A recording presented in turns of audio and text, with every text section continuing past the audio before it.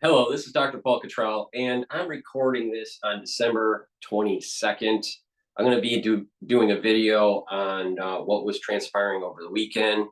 I might even open up the call-in line for X.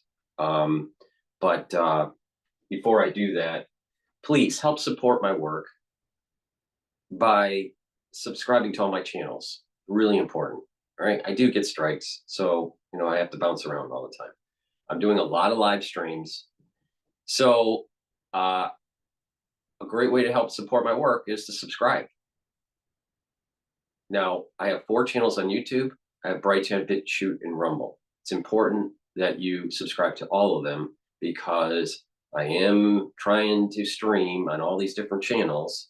And when a strike does happen on one YouTube channel, I focus more attention on another YouTube channel. But it's important that you subscribe to all of them, all right? There is this censorship of content and of reach that's going on with YouTube, all right? I've been doing a lot of live streams now also on Rumble, not just on YouTube. So please make sure that you watch those. You can follow my live streams also on my website, the-studio-reykjavik.com. I also have an area on my website where you can listen to archived podcasts. All right. It's called the drop down is broadcast, and you can either click radio for the audio recording or click live, and you'll see the recording of the live stream or the actual live stream, depending on when you click it. So it's a great way to stay up to date on what I am doing on my website.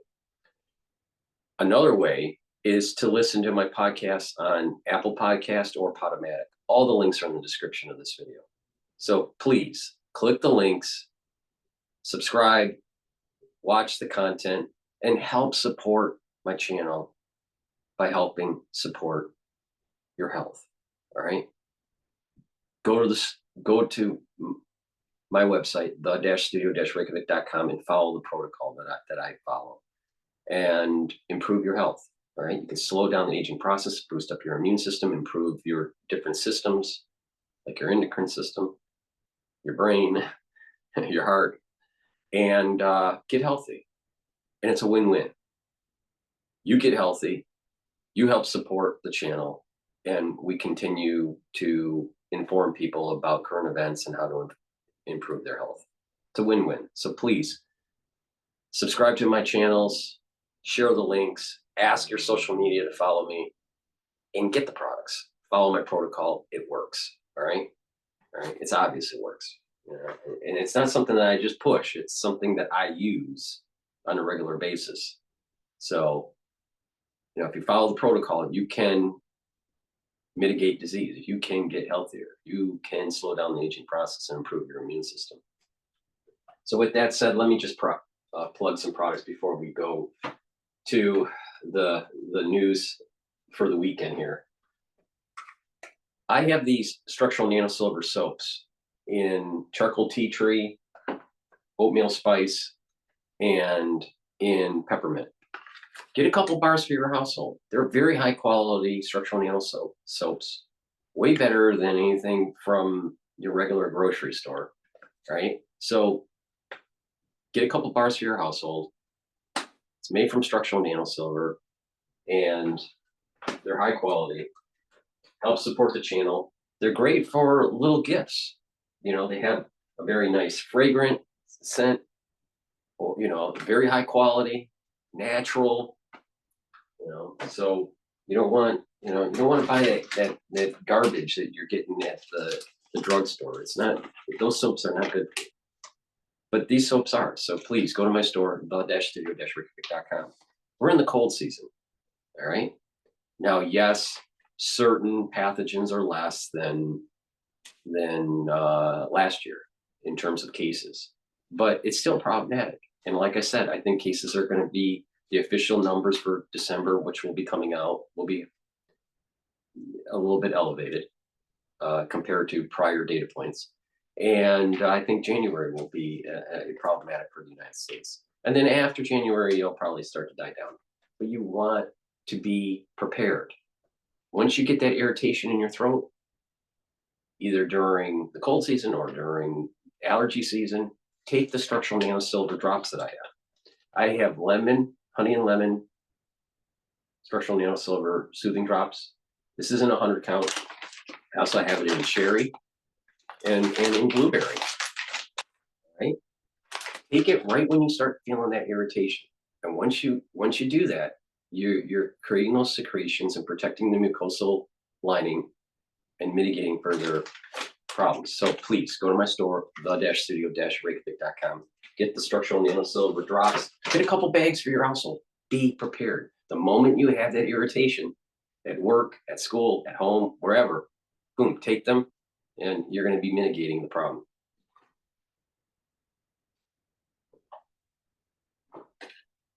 A lot of people can't sleep, all right, because they're stressed out or whatever. It's really important that you get good night's sleep. It's part of a holistic protocol to slow down the aging process, have more longevity and vitality, and just overall health. All right. So you should go to my website, the-studio-reykjavik.com. Link is in the description of this video, and get the Good Night formula. This has tryptophan and melatonin in it, and several other ingredients and supplements that's important for you to get REM cycle sleep. And so what it does is it'll put you into REM cycle. You need about 3 cycles of REM sleep per night to consolidate memory, to detoxify your body, and to be well rested. So if you take this on a regular basis, you're going to actually be doing one of the major holistic vector points that help with overall health. Proper sleep, good REM deep sleep is important for your overall health. Chronic sleep deprivation, chronic problems with getting into REM can lead to memory loss, early onset of dementia, mental acuity problems. So irritability, your cortisol levels will be higher, so your immune system goes down when you don't get enough sleep.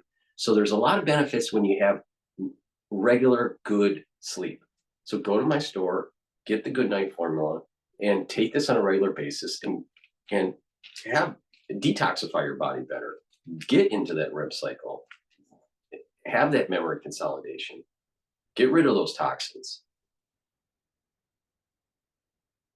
And be well rested. And you're going to notice that your body is healing when you're doing that. If you're chronically someone says, I only need 2 hours of sleep, and yeah, bullshit. No, your cortisol levels are high and your immune system's down. So please go to my store, the-studio-reykjavik.com. Get the Good Night formula. Get in a good REM cycle sleep.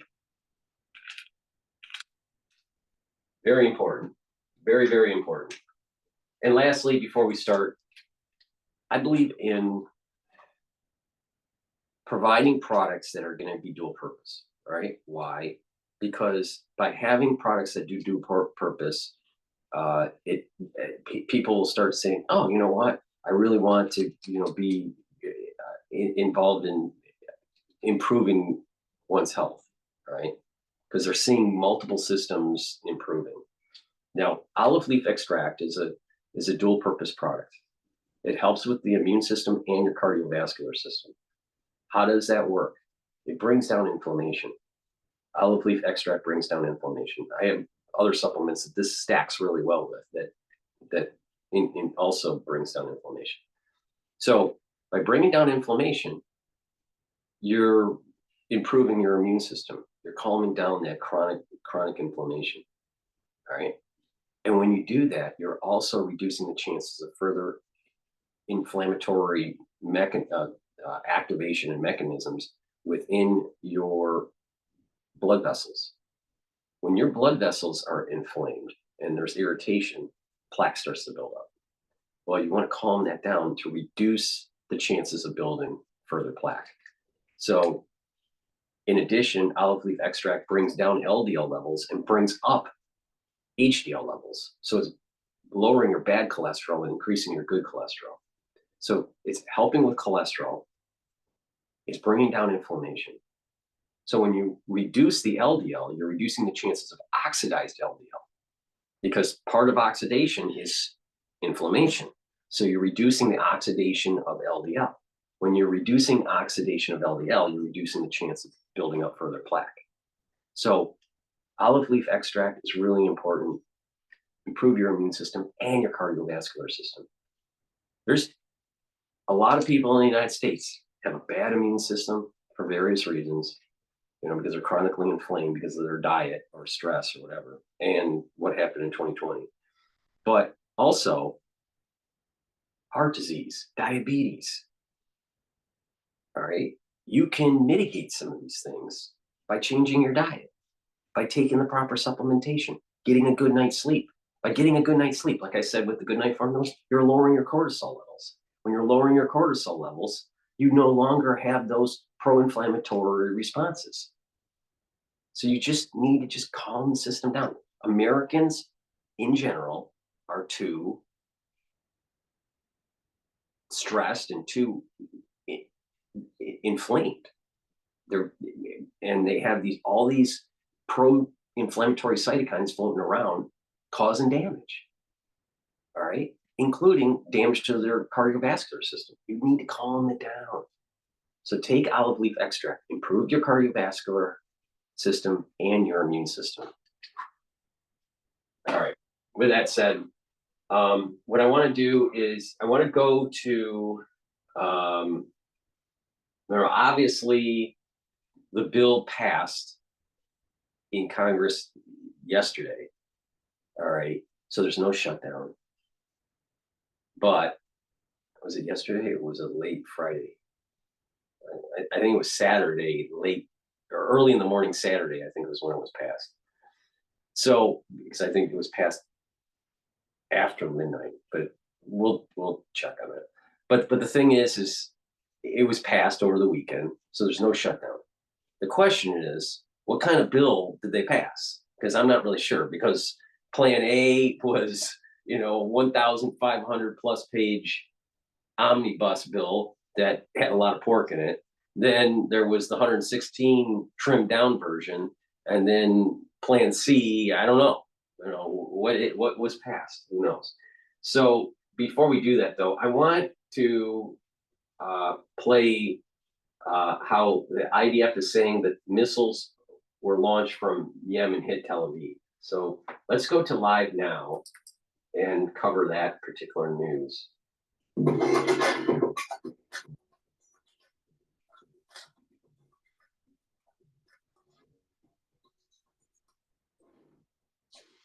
Back at Live Now, I'm Austin Westfall, getting some breaking news. The IDF saying on Twitter, sirens sounding across central Israel due to a missile fired from Yemen.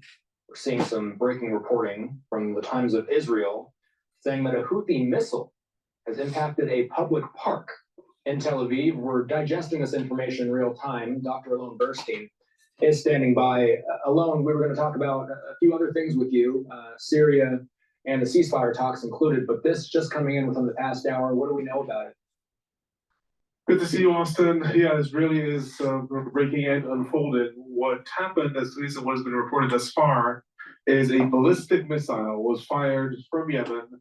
Ballistic missiles, I remind everyone, we were talking about the differences when we were looking at the attacks from Iran. The cruise missiles, ballistic missiles. Ballistic missiles are a lot harder to intercept. They're much faster. It will take it 10 to 12 minutes to travel from Yemen, or maybe 15 minutes, to Israel.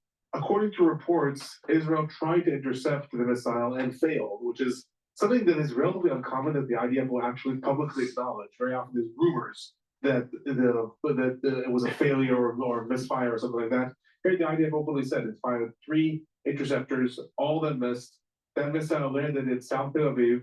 It landed in a public garden. Very fortunately that it was 3:50 a.m. there, so no one was killed, at least according to most recent reports. 9 people have been injured as a result of the fact that, the glass of buildings shattered.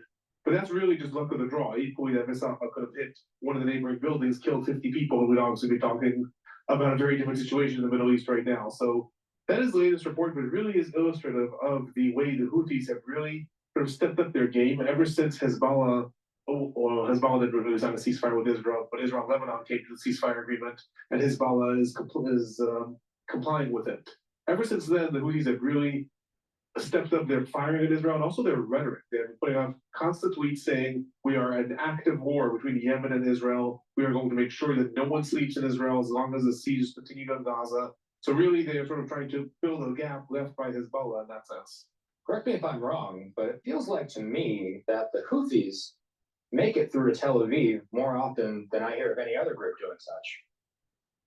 Absolutely. And one of the reasons for that is that the Houthis are also sort of demonstrating something that we've talked about in the past. We talked about the aspiration to destroy Hezbollah or to destroy Hamas. You know, Alvin said, yeah, but all it takes at the end is one missile. The Houthis have a disadvantage in their attacks against Israel in the sense that they're very far. Yemen is 2,000 kilometers or well over 1,000 miles from Israel on the one hand. On the other hand, because of that, the Houthis' type of attacks are very different. They do not operate like Hamas or Hezbollah. They don't fire 100 missiles at the same time, hoping that one gets through. They do their homework. When they get the first suicide drone that managed to detonate in the heart of Tel Aviv, did not travel directly from Yemen. It went all around the Red Sea, passing through the Egyptian airspace, coming in from the Mediterranean. All that requires meticulous details, very different than when Hezbollah fired 50 drones at the same time, hoping one of them would get through. Sometimes they did. In this case, the Houthis are very, very meticulous, and really they're illustrating that at the end of the day, all it takes is one missile can be the entire game changer in the way the war is. The aspiration to destroy the other side is not really going to work in the sense you have to come to some sort of either agreements or deterrence. Whatever it is, you're never going to be able to destroy all the missiles that exist within the Houthis or within Hezbollah or even within Hamas. So in that sense, the Houthis are really demonstrating the flaws to some extent in the attempt to just eradicate the other side without actually trying to say, okay, how can we also do something different than just trying to destroy every missile? Because the Houthis are smart. And you're right, compared to even Iran, compared to Hamas, compared to Hezbollah, they are proven time and again that when they do their homework, all it takes is one missile. They have managed to detonate it in Eilat, they managed to detonate it in the eastern parts of Israel, they detonated a drone in Tel Aviv. Now a ballistic missile lands in the center of one of Israel's most important cities. This is a live look at Tel Aviv that we're looking at here. I got to ask you about some of the news of the day as well. The AP said yesterday that Israel and Hamas appear closer than they have been in months to agreeing to a ceasefire that could wind down the 14-month war in Gaza, as well as bring home dozens of people held hostage there. Maybe you've seen some reporting that I haven't alone, but I haven't read much movement in the past 24 hours on the ceasefire negotiation front. Is it possible that we could actually see a pause, even an end to this conflict soon? So, similar to what I told the last time when we spoke, I said there's a lot of optimism because everyone is saying that they're optimistic. In terms of what's being published, I'm not seeing where that optimism is coming from or where it's anchored. In terms of what's being published about the deal, both sides are disagreeing on a couple of fundamental things. They seem resolvable. Those fundamental things are the identity of which Palestinian prisoners will be released, and Israel's demand for a complete list of all the live hostages and to be able to pick and choose who is going to be released. Hamas, according to reports, is demanding the release of Marwan Barghouti, the possibly heaviest Palestinian prisoner in Israeli jails. Israel, according to some rumors, has agreed to his release, but is demanding that he be expelled from the region. Hamas has not agreed to that. A second point is the Netzarim corridor, this area that the IDF has carved the northern parts of the Gaza Strip from the southern parts. Hamas is demanding that Palestinians return north. Israel in the past disagreed. Now, according to at least some reports, Israel has agreed that there'll be a monitoring mechanism. The sides aren't agreed to that monitoring mechanism. A lot of things that seem resolvable on the one hand. On the other hand, all of these points, one by one, the Netzarim corridor, the identity of Palestinian prisoners, whether the IDF will withdraw from the Philadelphia Access, and the most important one, will there be an automatic extension of the truce from phase 1 to phase 2? All these points were the same sticking points back in May. They're the same sticking points back in July. Very possibly, there have been some advances in some of them. But the main one is that Hamas has always demanded that once a truce is declared in phase one, they're not going to release a single hostage unless they have international guarantees that the truce will be extended to phase two and a complete ceasefire will end the war. Whereas Israel has openly said, including today, Prime Minister Netanyahu said, he will not accept the deal if it leads to a complete ceasefire and end to the war. That said, I'll just add one more thing. Both sides appear to have somewhat of a media blackout on the negotiations compared to the way negotiations were handled in the past, where at the end of each negotiating round, you had automatic leaks coming from different Saudi newspapers, from different Qatari newspapers, from different outlets in Lebanon. This time, both sides are keeping things very under wraps. That, to me, is the actually only source of optimism. The fact that both sides are not going out and saying, we demand this, and the other side has not agreed, or more sort of detrimental, we've demanded this, the other side has agreed, which then makes the other side come out publicly and say, no, we have not agreed to that. Both sides are actually being very quiet about what is being discussed, what has been agreed upon. That is possibly the only source of optimism. It's saying, okay, both sides of these are taking it seriously. What has been agreed upon, though, really, no one has said anything that is the big breakthrough, but everyone is saying they're close. Before we go, got to ask you about Syria. The U.S. has scrapped a $10 million reward for the arrest of Syria's de facto leader, Ahmad al-Shara, following meetings between representatives from the U.S. and Syria. Assistant Secretary of State Barbara Leaf saying the discussion with Shara was, quote, very productive, and he came across as pragmatic. Alone, Syria being called, a leader in Syria being called pragmatic in the West's eyes, that's fascinating. How is their leadership achieving this? What are we seeing? Ahmed al-Shara is arguably one of the most interesting and important figures in the Middle East right now. We take a look at this person's history, which is, underground jihadi name was Muhammad al-Julani.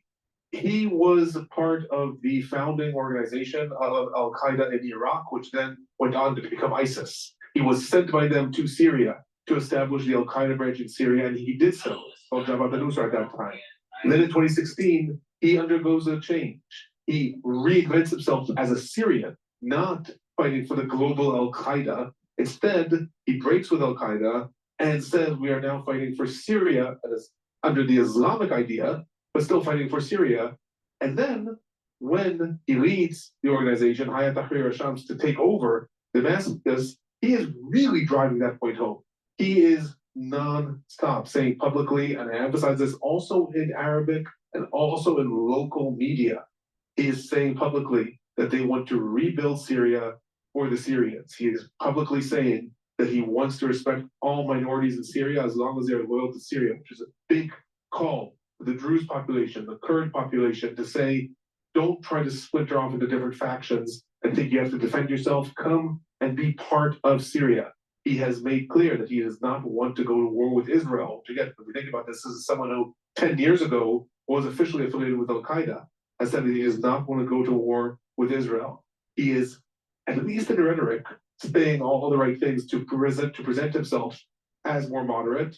In addition to that, it's also important to note when he was in control of certain areas in Idlib, in northern parts of Syria, for the last several years, also there, his organization did not oppress minorities, and it did not enforce the strictest Sharia laws.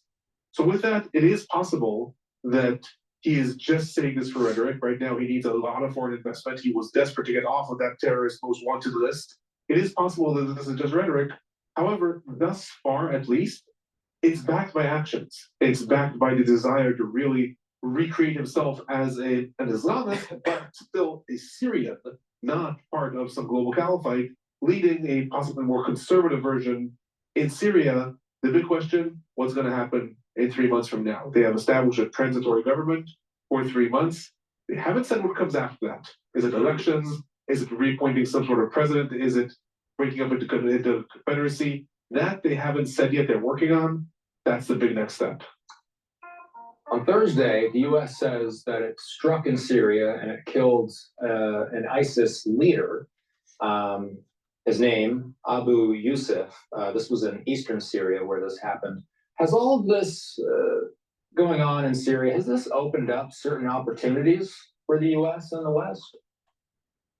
It's opened up opportunities for the United States and the West, but the US really has to be careful here because there are a lot of different militant factions in Syria. And one of the things that they are really, really tired of is international actors coming in and bombing Syria. Most Syrians have absolutely no love for ISIS. At the same time, they also are tired of seeing the international air forces coming in and bombing for their own interests. Obviously, they would like to see the US take out Abu Yusuf, one of the most prominent ISIS figures.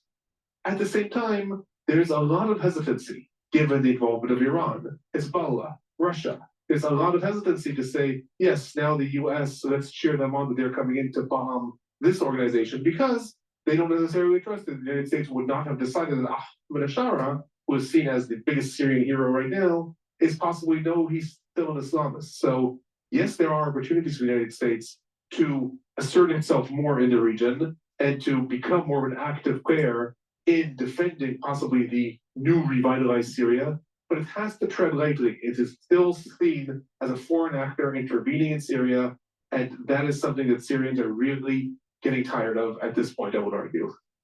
A lot going on tonight, Alone. Thanks for joining us, Alone Update. He uploads his own updates on his personal YouTube channel.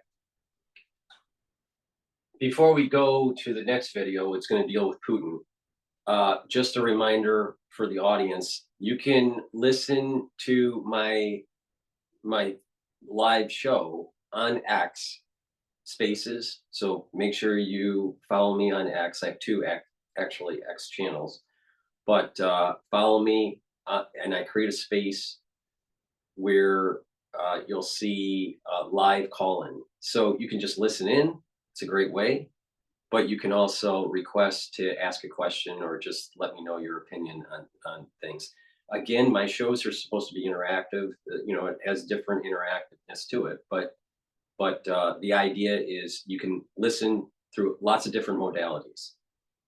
You can listen on my website. You can listen on X Spaces. You can watch on the different channels on YouTube, Brighteon, Bitchute, and Rumble. So just to remind the audience that you can do a call-in on X Spaces for my show.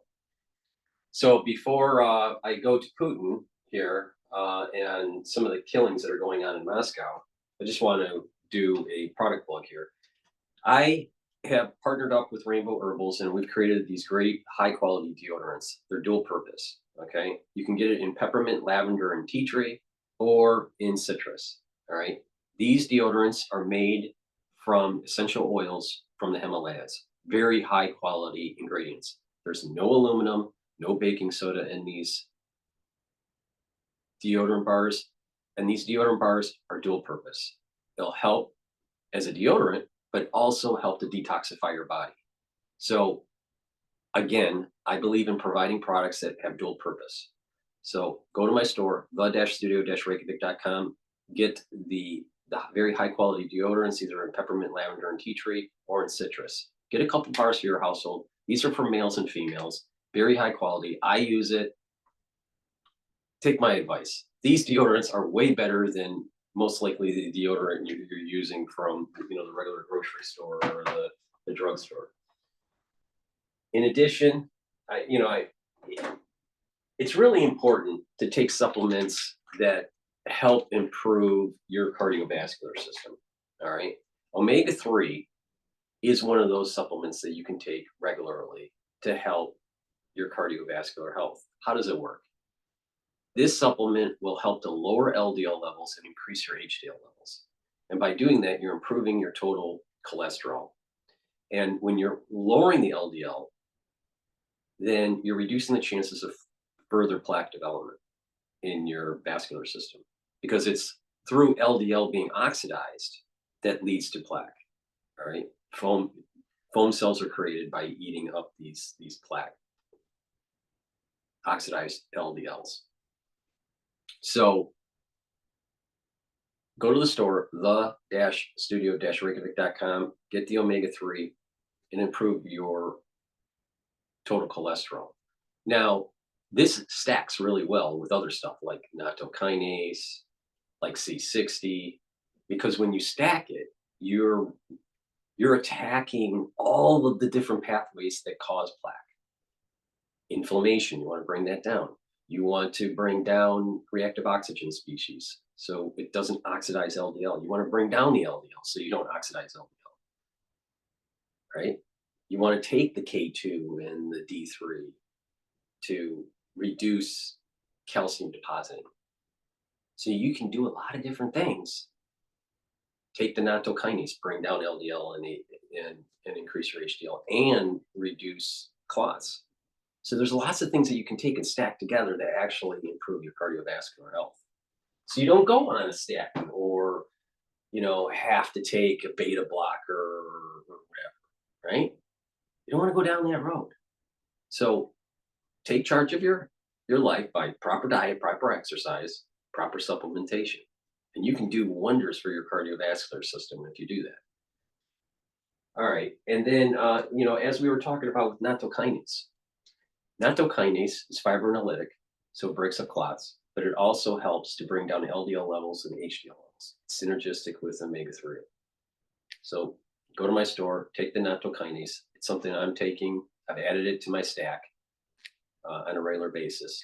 So do the same. Improve your cardiovascular health. That's really important when you get older. Because guess what? When you were 16 years old, you were probably eating fatty foods. And guess what? You started creating damage on your blood vessels. It's called a yellow streak. And the yellow streak on your blood vessels have that slight inflammations and slight damage in the inner lining of your blood vessel, where it's allowing for plaque to start to come into the media, which is the middle of the blood vessel, and accumulate and build up plaque. It starts when you're really young. Heart disease does not start when you're in your 30s. Cardiovascular disease and heart disease starts in your teens. In your teens. Now, you don't feel it, but it's there. You don't believe me? Take a look at an autopsy of a 16-year-old. So the bottom line is that a lot of people, they start going, oh, their blood pressure starts to go up when they're in their 30s or 40s, and they start having remodeling of their heart, or maybe have a heart attack in their 40s or 50s or whatever. And so they're thinking that it was their adulthood that really caused the problem. No, the problem was really caused during the yellow streak years of your teens. So if you have a child, start being a little bit more cognizant of what they eat, right? Because if they're eating improperly, which a lot of American children are, they're building up these yellow streaks. And since the diet is worse now than in prior generations, they're developing yellow streaking a little bit earlier in their life. So like in age 12, age 13, and they're building more plaque. They have more of that, and they're building up more plaque, and it accumulates. So you don't want that. You don't, trust me, you don't want that. You want to bring down that inflammation, watch the diet, eat properly, and proper exercise, proper supplementation. And you can reverse this, not 100%, but the big wake up here is that cardiovascular disease starts in your teens. In your teens. Not when you're 30, not when you're 40. All right.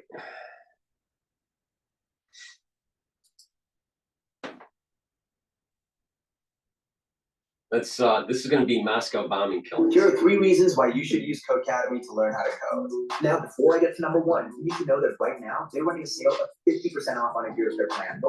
Hello and welcome to another Times Members Question and Answer. Today we're answering comments and questions from our channel members on Frontline and other videos about the conflicts around the world and how that's impacting the world stage.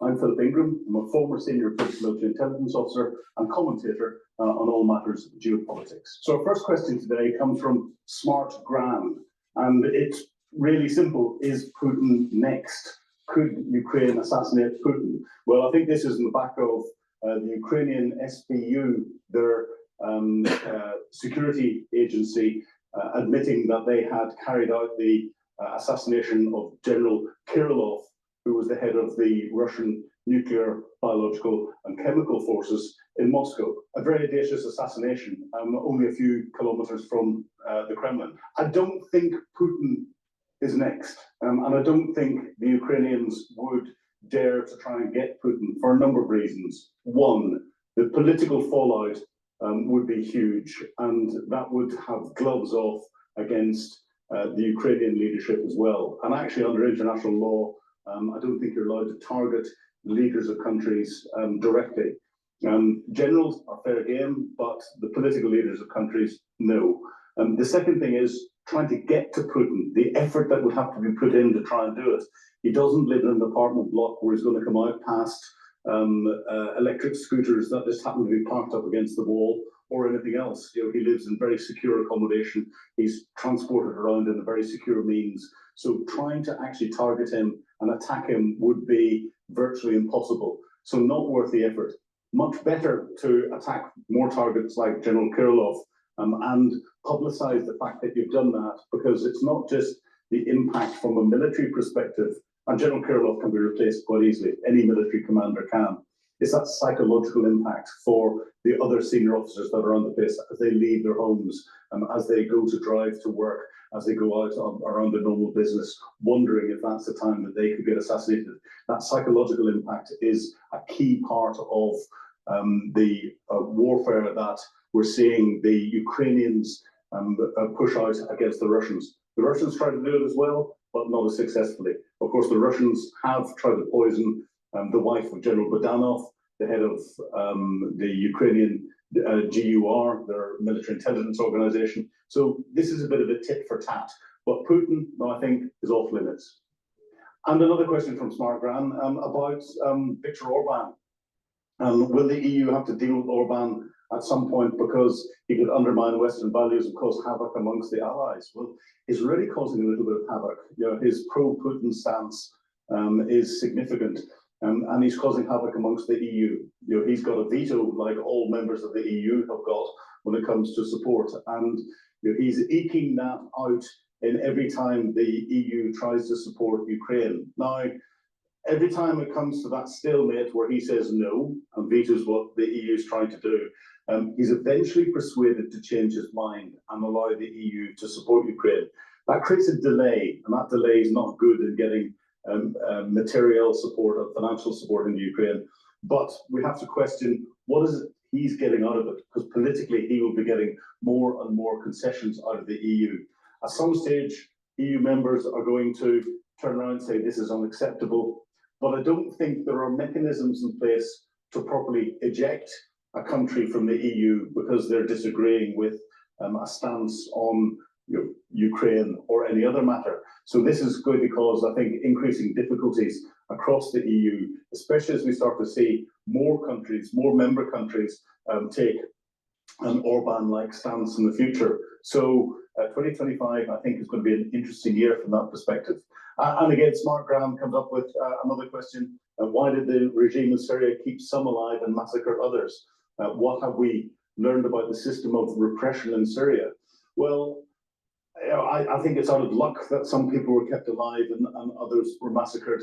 Who knows what goes into the mind of a dictator like Bashar al-Assad when it comes to him dealing with different either ethnic groups or other groupings that are around the place. On the surface of it, seeing some of his historical interviews and his secular comments, he did not force women to wear the hijab. He did not force religious extremism on his people, but he did take those that were dissenters and treat them in extremely harsh ways. I think this is one of these questions where there is no answer to it. Trying to get into a dictator's head, a tyrant's head like that is virtually impossible. Our next question comes from Joshua. Did thousands of Ukrainians die so they could have a ceasefire imposed on them? Are the Ukrainian people willing to accept a ceasefire or negotiations? This is interesting, and I think this is on the back of President Zelensky turning around and saying that two things. A couple of weeks ago, he said that Ukraine may be willing to allow temporary occupation of Ukrainian territory for a ceasefire, and then try and get that territory back through diplomatic means. And in the past couple of days, President Zelensky turning around saying that Ukraine did not have the military capability to take the territory back. And I think there's a bigger picture here. I think if Ukraine is forced to give up any territory permanently, then the implications that will have on Russia and Russia's future stance with regard to other countries is phenomenal. Putin will go away, and even if Putin goes, the Russian regime will go away, rearm, re-equip, learn the lessons, and come back again for more at some stage in the future. 2014 to 2022, 2022 to 2030, they will come back. But the bigger implication is if Ukraine is forced to give up territory for a ceasefire, what about other countries that have got territorial ambitions? How would that play out with Xi Jinping when he's looking at Taiwan? And I think it would stimulate Xi Jinping to go and forcibly take Taiwan earlier rather than wait, because he would potentially think that 3-4 years of international wrath imposed on Russia is something that he could handle, and he's already preparing for it. China is already stockpiling oil, gas, and other natural resources. So this is something that we have to be very cognizant of and watch very closely. And no, the giving up of territory, I don't think would be acceptable to the Ukrainian people. But the war is not going to be won or lost on what's happening from a tactical perspective on the front line in the east. Too many commentators focus on that, and too many commentators say Ukraine is losing because Russia is advancing. No, the war will be won or lost on what happens at the operational level. So that's how everything is coordinated together from a military and military political perspective, and the strategic level, how that impacts the strategic relationships between different countries and their partners outside. So strategically, it's the international community and NATO that's supporting Ukraine. Strategically, it's China, Iran, North Korea supporting Russia. And what breaks first? And these are all linked. The tactical battles can set the conditions to influence operational level and strategic level. But actually, if we look at it, Ukraine is winning at the operational level. The assassination of Kirillov, the attack on the oil refineries, burning aircraft, Russian military aircraft in airfields inside Russia.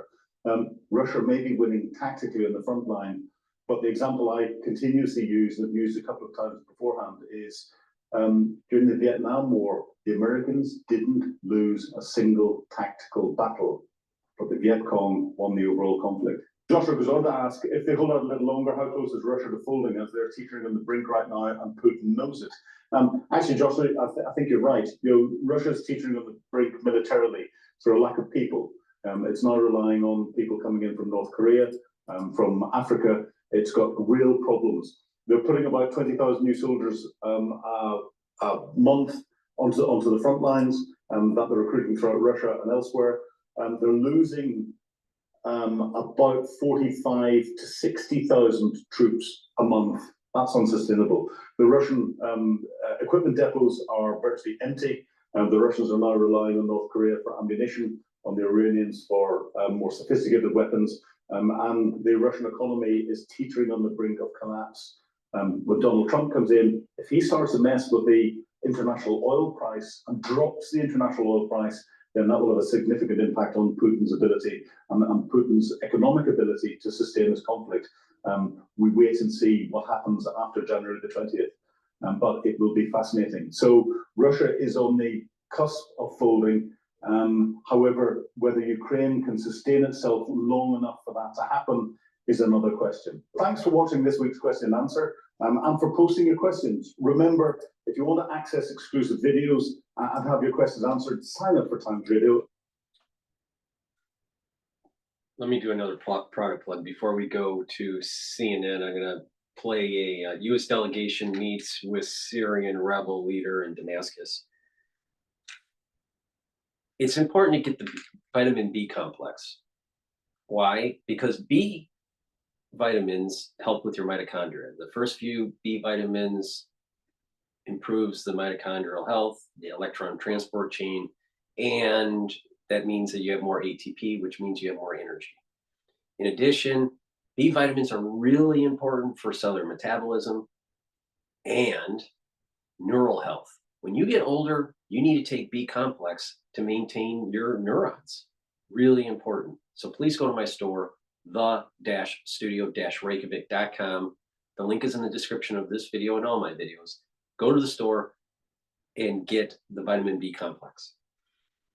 In addition, I have C60. I have it in avocado oil, MCT coconut oil, or extra virgin olive oil.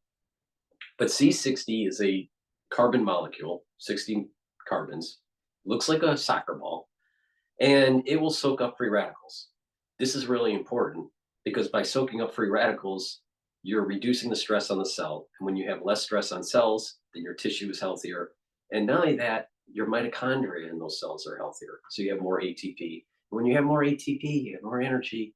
See the common theme here? So actually C60 is synergistic with vitamin B complex. And oh, by the way, by improving the mitochondrial health in your neurons, you're going to have more neurotransmitters.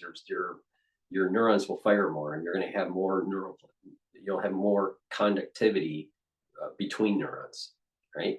So when you take this C60, you're soaking up free radicals and you're improving the cellular processes. All right, the cells are healthier. All right. So when you do that, you're going to start seeing that your body is, because of the higher energy levels and you're soaking up those free radicals, you're aging slower. In addition, when you soak up free radicals, you're reducing oxidized LDL. So you're helping with your cardiovascular system. You're also helping with your endocrine system. So please go to my store, the-studio-reykjavik.com, get the C60. It's very potent. I take this every day, take a teaspoon a day, every day, and you're going to be noticing that your tissues are performing better. You're slowing down the aging process. You're going to have more energy. Really important. This is a major pillar of my protocol. There's 3 major pillars: neutralize pathogens, soak up free radicals, bring down inflammation. And then you build around those pillars. So C60 is something that you should be taking every day. Take a teaspoon of it a day. You can get it in a 2 ounce, a 4 ounce, or an 8 ounce configuration on my store, the-studio-reykjavik.com. And ubiquinol is the highest bioavailable CoQ10 that you can get. This is very high quality supplement. All right. Ubiquinol is an antioxidant. It's synergistic with C60, but it'll help to boost up energy levels, and it's neuroprotective. So when you get older, you need to start taking supplements to protect your neurons, like B complex, like ubiquinol, the active form for CoQ10. So go to my store, the-studio-reykjavik.com, get ubiquinol, protect your neurons in it. Ubiquinol also helps to soak up free radicals. And by improving your mitochondrial health, you're going to be boosting up energy levels. So with that said, go to my store, the-studio-reykjavik.com. Make sure you use the discount 5, all caps, discount and the number 5, and you get $5 off. And if you buy a anti-aging box or a longevity box, because there's lots of different supplements in that box, you actually get it. You get it at a discount, because the way I designed those boxes, it's at a lower price point compared to buying each of those products individually. On top of, you can use the discount 5. So it behooves you to go and get an anti-aging box or a longevity box from my store, the-studio-reykjavik.com. And again, make sure you use the discount 5 discount code. All right. With that, let's go to CNN, and they're discussing about the Syrian rebel leader, which used to be an offshoot of ISIS. or made with the same active ingredient as Ozempic. The first official U.S. delegation to visit Syria since Bashar al-Assad's fall met with the country's new leader in Damascus today. Assistant Secretary of State Barbara Leaf calling the talks, quote, quite good, very productive and detailed. She also says Ahmed al-Shara came across as, quote, pragmatic. The former jihadist is trying to ease international concerns about his interim government. He is the head of HTS, an Islamist group previously designated a terrorist organization by the State Department. And we just learned the U.S. will remove its $10 million bounty on al-Shara after today's talks. CNN's Alex Marquardt has been following these developments from Washington. And Alex, we are getting these new details really just in the last few moments. Yeah, Jessica, I think this was a remarkable meeting on several levels. I mean, first stepping back, the U.S. cut diplomatic ties with Syria back in 2012. So this was the first high-level diplomatic meeting in quite some time. These are senior diplomats, three of them. Let's read in between the lines of what CNN said, which is a broadcast for CIA. All right, CNN saying U.S. officials met and had a very detailed discussion with HTS leader. And because of that, we decided to take him off of the elimination list. And just the brazenness of the American diplomatic corps. The U.S. State Department meeting with someone who has until today had a $10 million bounty on his head. The group that he belongs to, HTS, is still a designated terrorist organization. But Ahmed al-Shara, which is how he's being referred to now, as opposed to his jihadist name that the U.S. has been using for quite some time, did have this meeting with Barbara Leaf, Roger Carstens, who's in charge of hostage affairs, as well as Daniel Rubinstein, who is a newly named envoy for Syria. So by all accounts, this was a productive meeting. It lasted for quite some time at the Ministry of Foreign Affairs. It seems like they covered a lot of ground. Certainly, al-Shara wants the Syrian economy to get up and running again, which means asking the U.S. to remove sanctions. Meanwhile, the U.S. is pushing for an inclusive, representative government that will include women, minority, different sects. And that's why we're hearing Leaf talking about sort of moderate and pragmatic responses. Of course, another focus during this meeting, during this trip, Jessica, is the search for Austin Tice. That is something that the U.S. has been very much focused on in the 2 weeks since the downfall of Bashar al-Assad. What more are we learning about the search for Austin Tice? Well, we did get some new detail from Roger Carstens, who said that he was actually amazed by the number of secret prisons that they have since learned about since Assad fell. He said there are around 40 of them, but that the U.S. for now is focusing on 6 different facilities where they believe Tice has been held. He said that they have the U.S. has rather limited resources because you don't have U.S. officials on the ground. They've been working with allies, partners, different organizations to try to track down evidence. He thinks that the search will expand to other facilities and eventually more U.S. officials will get in there. But Jessica, for right now, they are still looking for evidence. In fact, they're looking for any shred of evidence that could lead them to the whereabouts of Tice. But sadly, for now, there does not appear to be anything new. The search is still very much ongoing. And inside Syria, the mood is mostly one of joy.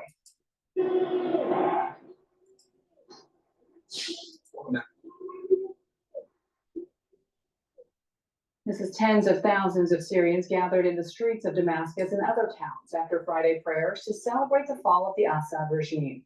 The euphoria continued as dusk fell, with people chanting and holding flags and their cell phones to mark the occasion. It's the first such demonstration since Assad's ouster. The United Nations says about 100,000 Syrians have returned to the country from abroad since the Assad regime fell, but some came back to weigh up the situation and then left again. There's fear that the current instability could lead to further chaos. CNN Salma Abdelaziz reports. Before Ahmed Morjan hugs his mother for the first time in 13 years, they both kneel in prayer. Gratitude for a reunion they never believed would come. This is one of many emotional homecomings across Syria after the sudden fall of the Assad regime. At just 19 years old, with security forces hunting him down, Morjan fled his family's home in Aleppo. Here he is in 2016.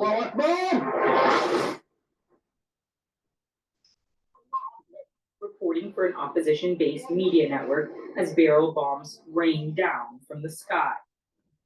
Later that year, Marjan filmed the exodus as thousands withdrew from the last remaining rebel enclave in Aleppo. We are leaving with our dignity, Marjan says in this clip, and we will return one day. That promised return is now finally on the horizon. Marjan says he is planning to move back to Aleppo from Gaziantep, Turkey, where he currently lives with his wife and their 2 young daughters. What is your dream now for Syria's future? I'm optimistic about the future, he says, and I have huge hope that the country will be better than before. But not all are keen to hurry back to an unstable country with an uncertain future, says this human rights defender. There's no sustainable peace, and which makes me really afraid of getting back there. Hossam Kassas, who is seeking asylum in the United Kingdom, is among tens of thousands of Syrians whose applications for asylum were suspended after the UK and other European countries paused the process to reassess now that the threat of Assad is gone. For years, Kassas has documented potential war crimes committed by all major parties to the conflict. If he goes back, he says, his family could be targeted or worse. Why do you not feel safe to return? We expected a lot of revenge killing will happen. Those soldiers will seek revenge from the people who were trying to hold them accountable, actually. Many Syrians in the diaspora long to return and rebuild, but this moment of great hope brings with it great uncertainty. Salma Toziz, CNN, London. All right, what I want to do is I want to go to. They call him Mr. Awesome. I want to go to New Jersey's town creates Skywatch Task Force. But before I do that, please help support the channel and your health by going to my website, the-studio-reykjavik.com, and getting the great supplements that I offer, very high quality, and stuff that I take on a regular basis to improve my health. So lignans, really important to take daily. It's a powder. You mix it with filtered water, a smoothie, or some food. What I do is I mix it with hummus, so you can mix it with something soft, hummus or maybe yogurt, whatever you want. It's up to you. But it's a powder. Take it every day, and it helps to boost up your immune system. But it also helps with your endocrine system. In addition, this brings down inflammation, and it soaks up free radicals. So it's a great product that you should be taking every day to improve your immune system. If you have been paying attention to me for a while, you will notice that there are certain themes that I keep on talking about. Bringing down inflammation, boosting up your immune system. That's really important, especially with what we just went through in 2020 and the aftershock of it. So, and it takes a long time for the immune system to heal from that kind of assault of certain things that were happening.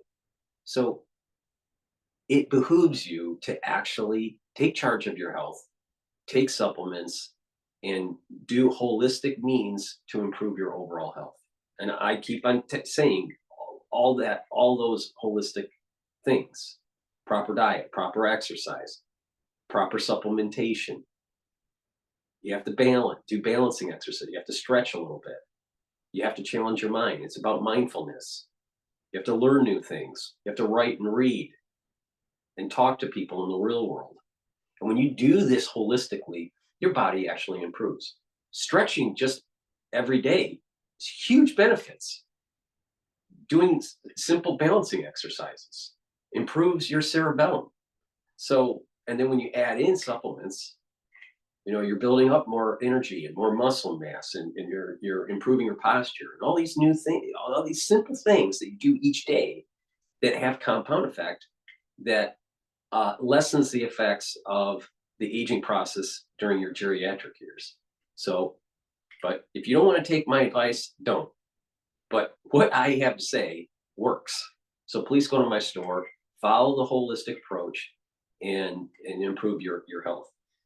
One of the supplements that I've added to my stack is NAD+. Why did I add it to my stack? NAD+ helps to boost up energy levels. So that's really important when you get older. But also NAD+ is great for healing damaged DNA. As we get older, we accumulate DNA damage. We have mechanisms to try to repair it. But over time, we just have too much DNA damage. We need a little bit of help. We need to give the body a little bit of help. Take NAD+, it'll help to repair the DNA damage. In addition, NAD+ is neuroprotective. It helps to protect neurons. It's synergistic with ubiquinol. It's synergistic with C60. It's synergistic with vitamin B complex. So when you stack these things together, you're actually improving majorly your different systems of your body, depending on what you're stacking. But in this case, you're majorly improving your neuron health. So please go to my store, the-studio-reykjavik.com, get NAD+. Trust me, you don't want bad neurons when you get older. Myotrol, great to build muscle, maintain muscle mass, improve your mitochondrial health, have energy for your muscles. If you work, so if you're older, you know, this is a great supplement to take. It has flavonoids, lignans, and polyphenols, all right, in the supplement. In addition, if you are an athlete, you want to take Myotrol to help fuel your body, especially for strength gains and recovery. But if you're just older and you're not an athlete, take Myotrol too, and that you're going to be able to build and maintain muscle. A lot of people don't realize when you get older, trying to gain muscle and maintain it is harder. Usually because one reason is because your mitochondrial health goes down. But if you improve your mitochondrial health, you'll have more ATP. And if you move around a little bit more, do a little bit of cardio, a little bit of resistance training, and you're really improving your muscle mass. Really important. So please go to my store, the-studio-reykjavik.com.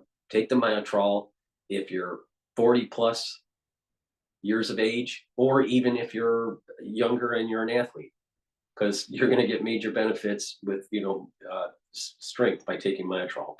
So please go to my store, the-studio-reykjavik.com, and get the Myotrol. All right, so what I'm going to do is go to CNN here, and they're talking about what they call Skywatch Task Force. First of all, you have a very cool hat that we cannot forget about. You're officially in the Skywatch Task Force. Yes.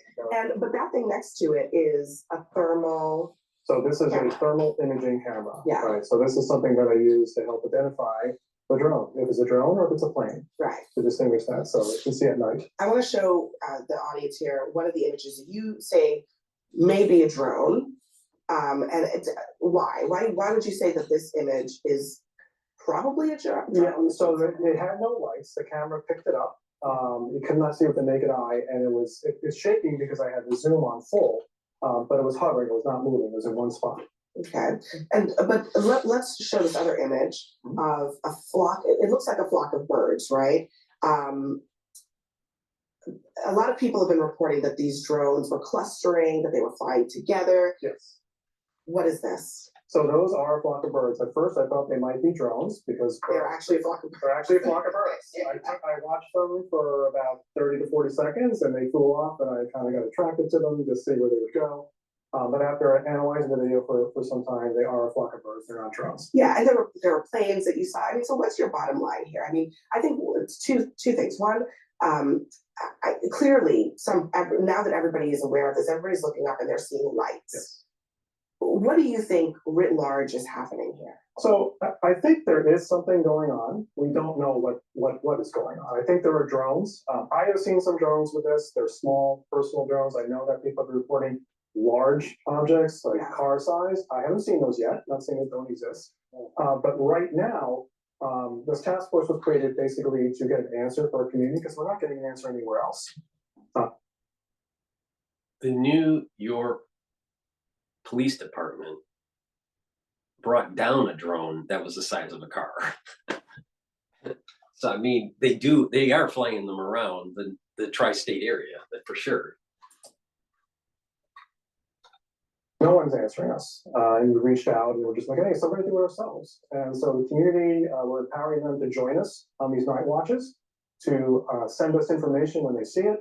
We'll help identify it. We're logging it. We're putting GPS coordinates in there. We use flight tracking applications, so we can point up the sky and go, yep, that's a United flight. That's confirmed.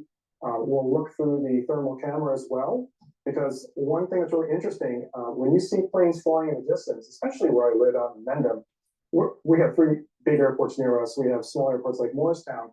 It's really hard to see in the night sky that they're planes, because they all look low to the ground, but they're coming in for landing, or they're far away, or they're putting the landing lights on. This, without a doubt, can see through those lights that the planes are blinking, and you can see it's a plane or it's something else. Yeah, we're showing an image of, yes, very clearly a plane. A plane. So there was those were these planes were over 10 miles away in the beginning, and I actually thought, and I had a video. Just an observation, just the observation for the audience here. If you noticed, right before the bill trying to be passed in Congress to prevent the shutdown, there were lots of drones in the air, lots of media about it. And all of a sudden, you didn't hear much about it. And it was all about, will the government shut down?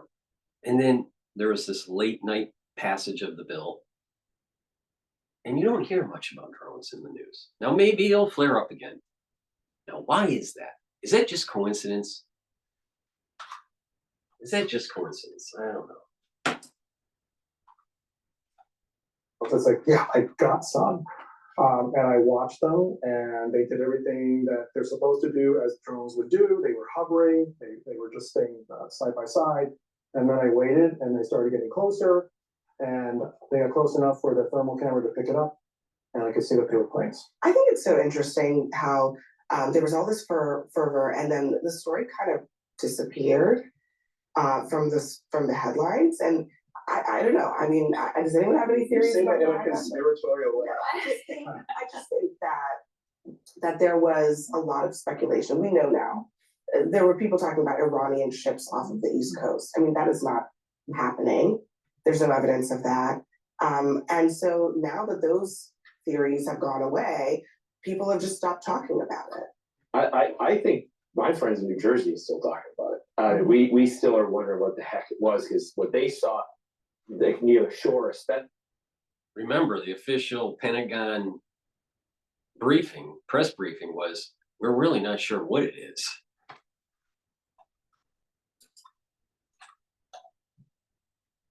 They know the plane traffic fairly well in their area, and they could tell these things were massive.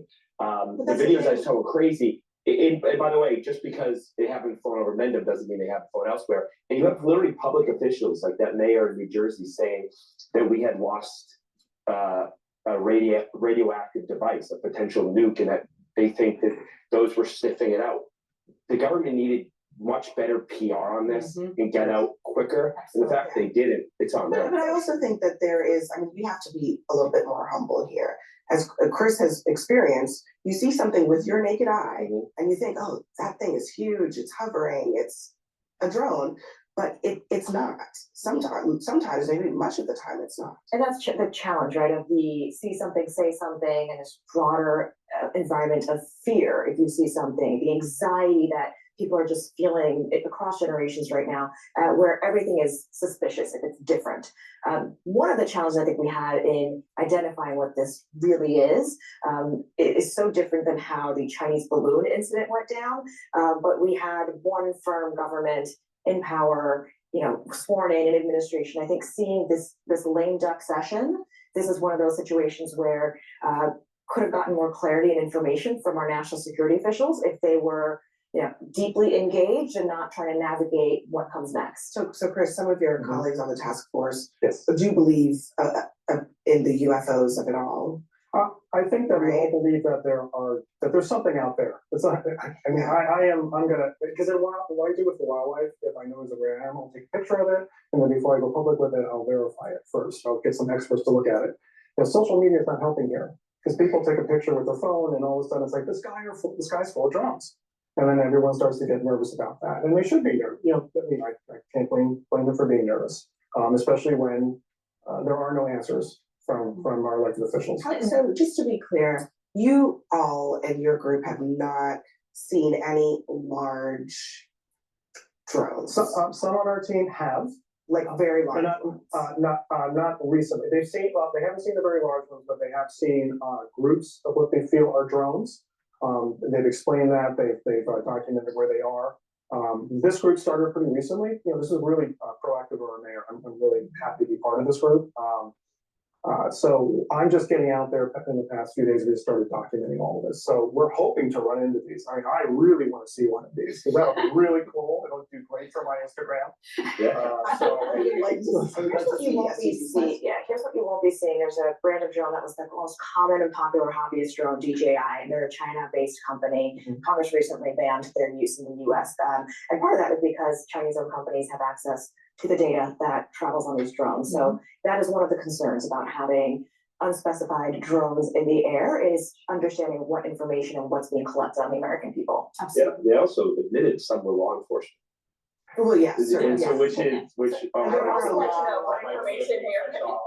Just really, this to me just goes back to a failure by the government on the higher level to give a clear answer to people. I mean, if they could go to Congress and give them the classified briefing, and so the members of Congress were okay with that, how much of that is so classified and so important that you can't tell the citizens so they don't have a war of the worlds? Everybody thinks there's UFOs, you know, and alien abductions happening.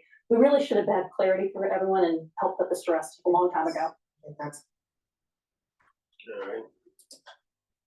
All right. CBS Sunday morning, 53 minutes ago here on drones. Wait a minute. My drone hysteria has taken off. The classic Orson Welles radio broadcast, War of the Worlds, really did cause some panicked towns in New Jersey to evacuate. That was then. So look, up in the sky, is that Santa's sleigh or is that a drone?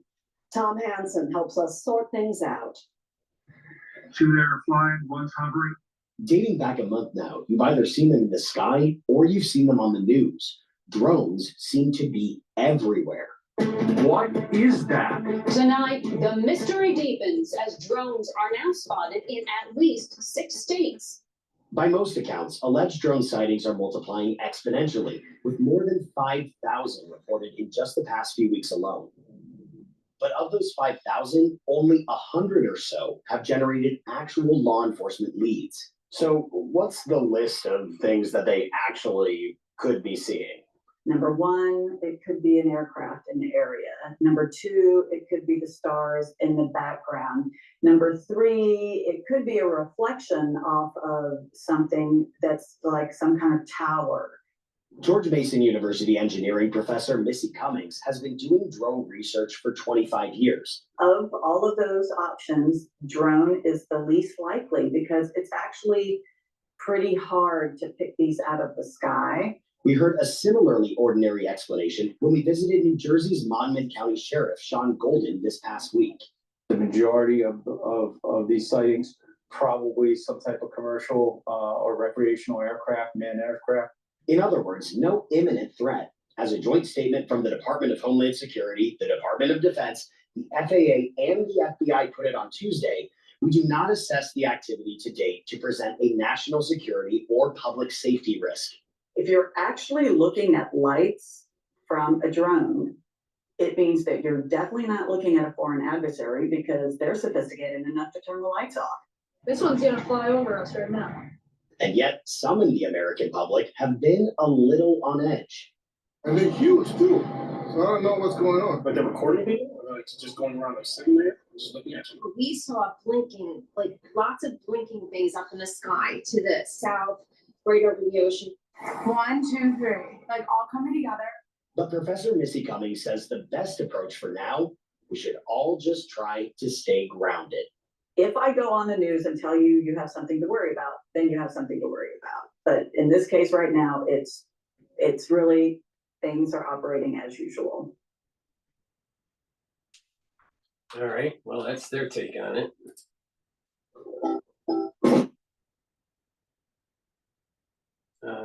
Want to take a look at. I want to go over this. A major Tesla investor criticizes Musk's embrace of the far right. So, of course, this is CNN's version of demonizing Elon because of the shutdown that I was hoping that was going to happen, but didn't happen because they passed that bill. But here's CNN demonizing Elon Musk. Tonight, Elon Musk, on the heels of helping cause chaos in Congress that almost led to a government shutdown, he is now riling some German lawmakers by endorsing Germany's far-right political party in the upcoming election. Posting on It's X. amazing. Make him connected to Putin. Make him connected to some sort of right-wing, groups in foreign lands or whatever. But CNN doesn't tell you that by not shutting down the government and passing a large pork bill, that it's wasting taxpayer dollars. But then they'll say, but you know what? We had to, save, people from, the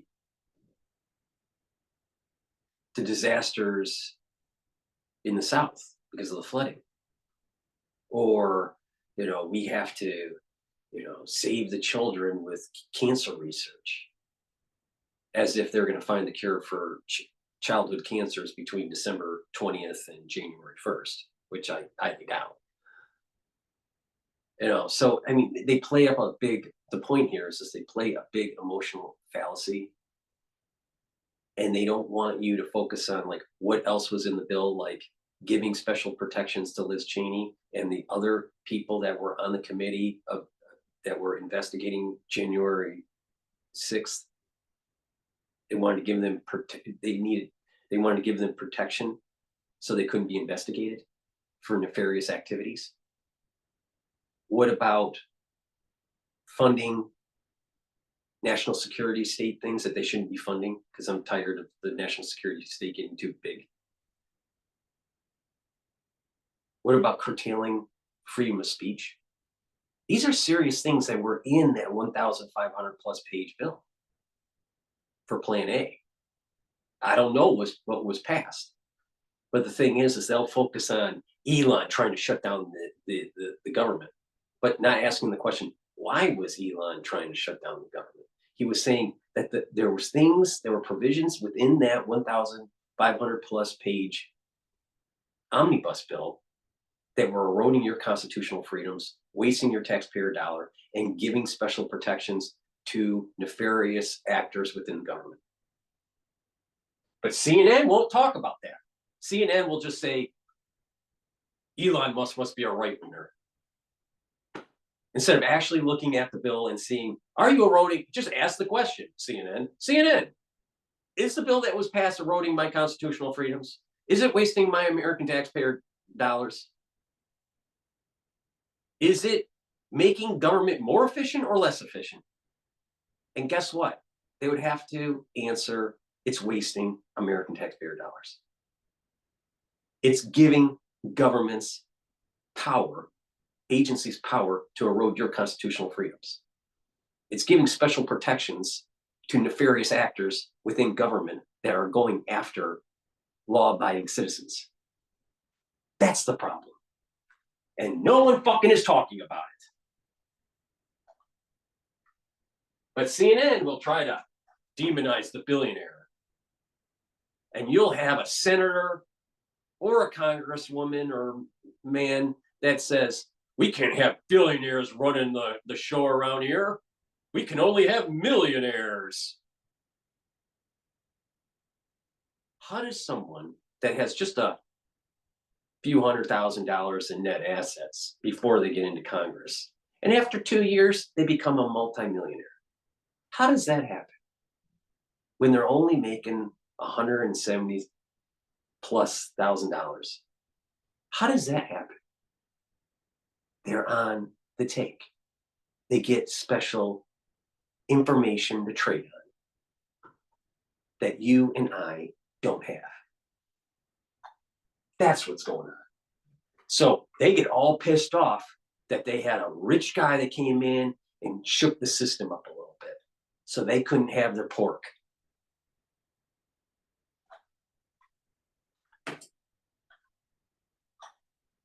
Only the AfD can save Germany. The German government has deemed AfD an extremist group. One of its regional leaders has been convicted of using Nazi rhetoric in Germany. The party takes a hard line on immigration. They are anti-immigration. It comes as the U.S. federal government. Well, let me get this straight. I mean, think about how rich. Think about how rich the CNN. Think about how rich CNN, the mouthpiece of the CIA. All right, how CNN is trying to demonize Elon Musk and saying he's a right winger and part of some neo-Nazi party and blah blah blah blah blah. But we'll send billions of fucking dollars to Ukraine in the regime of Zelensky, knowing that the Ukrainian regime is aligned with, historically, with neo-Nazis. The American government literally funded a neo-Nazi faction within Ukraine. And it was billions of dollars. So the 110 million, was it 110 million? I think it was 110 million for cancer research. All right. It wasn't, I don't think it was 110 billion. But you know, there were lots of provisions within the bill to help people in the United States, cancer research, or the farmers, or people that were in need because of the flooding. The billions that we gave to Ukraine could have been given for cancer research. The billions that we gave for Ukraine could have gone for relief aid with the flood victims. The billions of dollars that we've been giving to Ukraine could have been given to our service members that have served honorably throughout the years protecting the homeland and, you know, protecting, you know, our, you know, hegemonic power overseas. All right. Our veterans are not taken care of when they come home. They get bad health care. Sometimes they're out of work. They don't have a home. They need training, you know, to be plugged into, you know, some sort of, you know, job training program. Why didn't we spend that money for them instead of giving it to Zelensky so he can snort it up his nose? Why? We have service members that can't feed their family, but yet they serve honorably for their country. Or we have service members that have ailments because of their wound injuries, and they need help. But you have Congress making millions of dollars individually on stock trades, positioning themselves in a stock that will benefit from what they pass in a bill. So let's say you're an ultra lib and you put some money in, let's say, Raytheon, because someone said, we're going to pass a bill that's going to send some money to Raytheon. So they buy a bunch of stock in Raytheon or Palantir. And then all of a sudden, the bill passes. A few days later, maybe a couple weeks later, the stock on Palantir goes up, and they just made a killing. And now you understand how they become a millionaire. That's what Elon was shining the light on. But no, the mouthpiece of CNN pushing some sort of bullshit CIA agenda is trying to demonize someone that actually has enough fuck you money that he can tell anyone to fuck off. And then they'll spin it as, well, he got all this money because of contracts from, you know, blah, blah, blah. Wrong. just read the biography by Walter Isaacson on Elon Musk. In that biography, he states that Elon does get contracts from the government, but he actually has to put his own fucking money in because it doesn't pay for all the research. So it's only a certain, the government contracts only pay up to a certain amount. So it's really through private investment that's really driving SpaceX, not public funds. Now, if you don't believe me on this, why don't you actually read the book where the guy does the research on it? But we'll just hear CNN, the mouthpiece of the CIA, trying to demonize someone. Now, why does the CIA want to demonize Elon Musk? Why? Why does CNN want to demonize him? Because the Trump administration wants to truncate the national security state.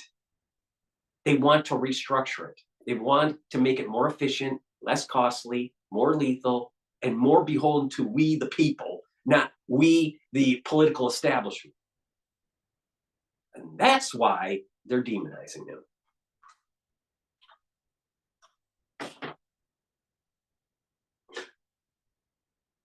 But we'll listen to this retard on CNN saying that Elon must be linked to some sort of neo-Nazi party.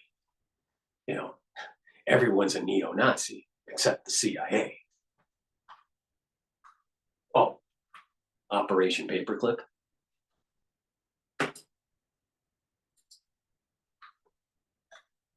Path. And while he's running the government, he's being criticized for neglecting his day job as Tesla's CEO. One of those critics is my next guest, Ross Gerber, president and CEO of Gerber Kawasaki and a longtime major Tesla investor. Ross, thank you so much for joining us. First, I want to get your reaction to that Musk endorsement that I just mentioned, Musk voicing support for Germany's AfD party, which has ties to neo-Nazi rhetoric. So let's see. We're going to have the investor community trying to kick him out as CEO because he spends so much time as Doge trying to make the government more efficient. Certain people have certain soul roots, all right? You know, and something happens within their life and, you know, some sort of call of duty happens and they step up to the plate and they perform. Now, Elon, to me, reminds me of John Hancock during the Revolution. John Hancock funded the Revolution. He reminds me of someone similar. Now, if I'm right that his soul root is tied to John Hancock, I think CNN is going to have a big problem down the road when this starts to really gain some steam and become kinetic. Now, let's try to demonize Elon and have the investor class, you know, and shareholders that have a lot in Tesla to try to kick him out. This thing's gonna blow up their face. I'll tell you. Just the land of fucking retards. Of course, tweeting out it's thrilled by this endorsement. What do you make of this? You know, my dad was in Germany in 1961 when the Berlin Wall went up, and you know, my family fought in World War II, and I'm of Jewish descent. And you know what? I'm of Jewish descent too. I'm Jewish, all right? You know, my grandfather was one of the first CBs in the Navy during World War II. My uncle, second uncle, right? Great uncle, was airborne, European theater, World War II, all right? My father served in the army in Germany. I think it was 62 or 63. So it was 2 years after his father. All right. My brother served in the army. My uncle served in the Navy. My other uncle served in the army and served in North Korean War, in the Korean War.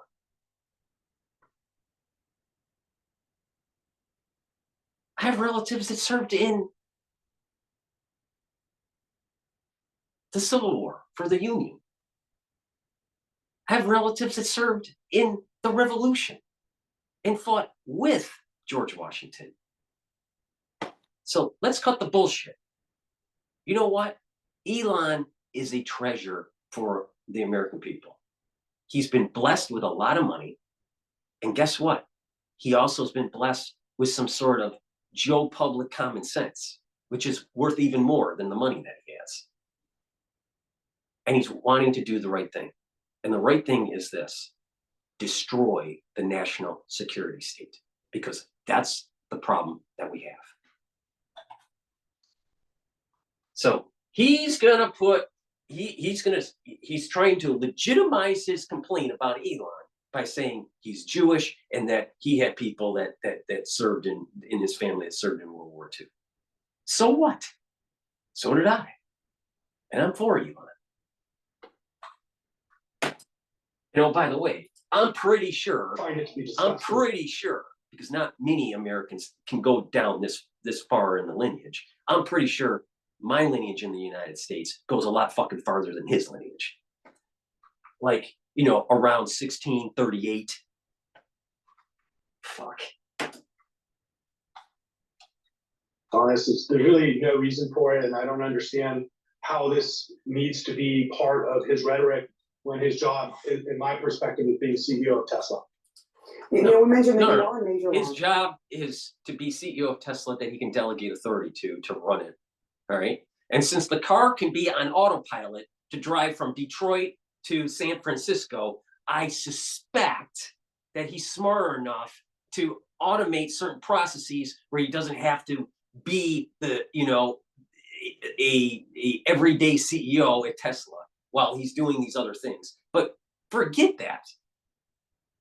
The guy is trying to make our society more efficient, make our government more efficient, so we're wasting less money. Now, if we're wasting less money, people will have more money in their pocket, and maybe they'll buy more Teslas. It's the land of the clowns, man. Land of the clowns. Land of the clowns. This is a move to try to kick him out of Tesla. That's what this guy's trying to do. And Tesla investor, you hold more than $100 million in Tesla stock. You drive a Cybertruck, but you're here raising the alarm that Musk isn't really running his company. Based on what you know as an insider, how much focus is he putting on running the country instead? Well, it's his main focus right now. I mean, most people have said he hasn't left Mar-a-Lago since the election, so we know what he's focused on and where he's putting his energy. And unfortunately, it's not Tesla. It's just a really critical time in the company. Now, he hires very competent people and gives them a lot of responsibility, which is his style. But this is just a... Yeah, what's wrong with that? What's wrong with that?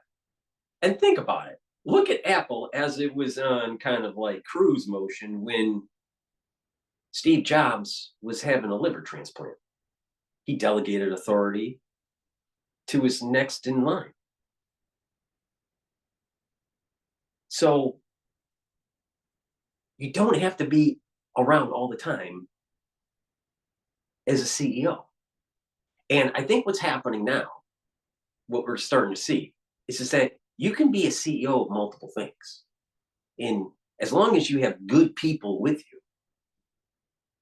that you can delegate and trust, and they have good discernment, and they work hard, then you can focus your attention on other things. And it's not necessarily that when you focus your attention on other things as a CEO on different companies, that they're mutually exclusive. They can be mutually inclusive. You could be focused on something else that leads to a certain environment that benefits all the other companies. Let Elon do his little magic, because guess what? That boy is blessed. He's blessed, for sure, he's blessed. All right? So do you really want to go against someone that's blessed? You want to demonize someone that's blessed? Now, who do you think gets the blessing? Who gives blessing? All right? Blessings are given by God. Do you really want to go against God? I don't think so. It doesn't turn out real well in the end for people. All right? So just let him do his magic. Whatever it is. Let him do his alchemy. All right? he'll actually get something done that is good for the people. But he's more worried about his stock trade. He's more worried about his $100 million investment in Tesla and not the $36 trillion debt that we have in our government that we can't pay. So let's weigh this. Elon Musk has a special ability and he's blessed. Now, do we want that person to try to reduce that $36 trillion debt? Or should we be more worried about his $100 million investment in Tesla? And where Tesla really can't make a mistake and they have critical things they need to solve, like full self-driving, new vehicle launches and such going into next year. And, if they, don't succeed at this, this is going to be maybe a potentially really difficult time. So I would really love the CEO with a $100 billion pay package to be focused on the company he's supposed to be running. Do you think he's qualified to be playing this so far outsized role in government relations? Well, he's qualified. He's qualified. Everybody's qualified. You know what makes you qualified? A taxpayer. Joe Public, Susie Public. That's what makes you qualified to have an opinion about how to fix the system.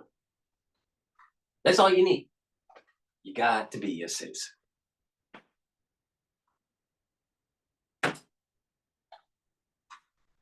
Come on. So most of the people in government, are not that qualified. And Elon is a very, very competent person, and he's an excellent engineer and business person. And so I actually don't have any issues with him trying to improve the United States government from that perspective. But as a Tesla shareholder, it doesn't serve my interests per se as a shareholder. Yeah, see, let's see, are we utilitarian or are we ego? Is this egoism or is this utilitarianism? Now, if we let things play out and use Elon's gifts and blessing, we'll all benefit from it because we're going to have less government debt. That means that the money we give to the government could go for things that are productive. Do you think going for interest on debt is a productive thing for society? Guess what? Newsflash, it's not. So it's utilitarian. Let Elon do his magic. Shrink government. All right? And we're all going to benefit. And it will give more people more money and people will buy things like Teslas. But by being egoistic and focused more on just your shareholder value at Tesla, you may actually sink the ship. You may break the family car. So, he opens up trying to legitimize himself by saying, you know what, my family did this and this and this. But that was self-sacrifice for a larger good. Sacrificing on the battlefield. All right. I mean, service members, people that serve their country, put their life on the line. All right. And some don't come home at all. Some do come home wounded.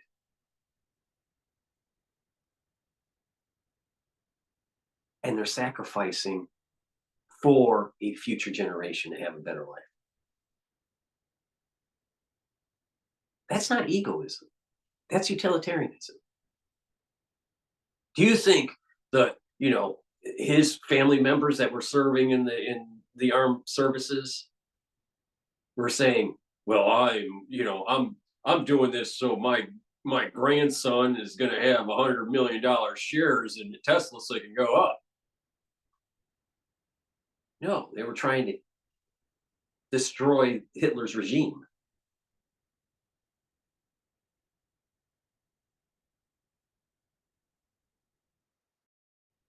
So we wouldn't have that shadow of Nazism all over Europe and slowly encroaching, into the shores of the United States. That's why they did it. It was utilitarianism. It wasn't egoism. So should we really pay attention to someone that's so egoistic And he even mentioned it. I'm not, this is not me, you know, just making a statement. He actually literally said it. He literally said, Elon has the skills to do it. He's just, this investor, Gerber, is just more focused on his $100 million investment in Tesla. He doesn't care if you, as public Joe, can afford food.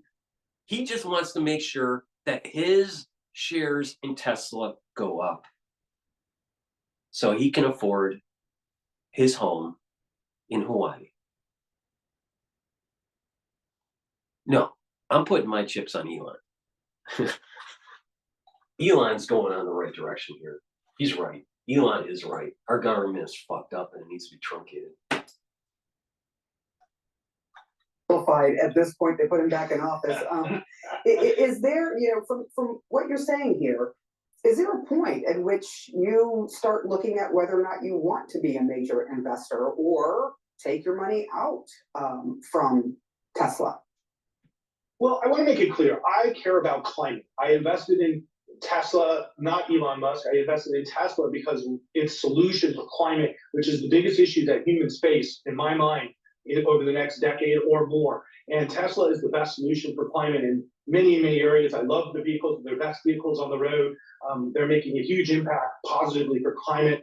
Although autonomy, I think, is really important for driver safety and something that...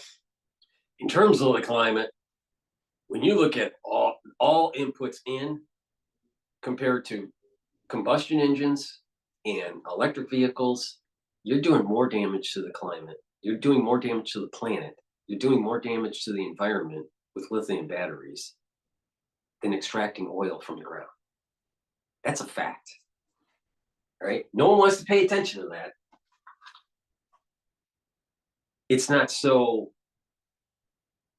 noticeable because because EV vehicles are low in the numbers produced relative to combustion. But if you supplanted combustion production for EV and increased lithium mining, you're going to see huge degradation of the environment because of the way lithium is mined. So if you really care about the environment, you don't want lithium batteries. And oh, by the way, what's charging those lithium batteries? Most people that plug in their EV into the garage or at the charging station is getting their electricity from fossil fuel. So you're not supplanting fossil fuel use. But fossil fuels are, from an environmental perspective, safer than lithium mining. Taking oil out of the ground is safer than mining lithium. It uses less water. The cleanup is easier if there's a problem. Do you really want lithium in your water supply? Do you want lithium runoff into your crops? Really? Do you want to have your corn with lithium in it? So let's stop pretending that EVs are good for the planet. Well, I'm very bullish on it as well. In the end, I may be an investor in Tesla because it's one of the most innovative and important companies in the world. Now, there's a lot of CEOs I don't per se like, but I still invest in their companies. I do want to ask you, sort of go back to AFD. What disturbs you the most about Musk jumping in here? Some, German legislators feel like he's meddling. The AFD very happy about this. But what is your biggest concern, and what do you think his endgame is? Well, once again, as a human being, my concern is I think this right-wing move or pushing people right is actually bad for the world. But as a Tesla Wait, so as a human being, I thought all he cared about was him and his investment in Tesla of $100 million. And if he only has $100 million in Tesla, why are we even listening to this fucking clown?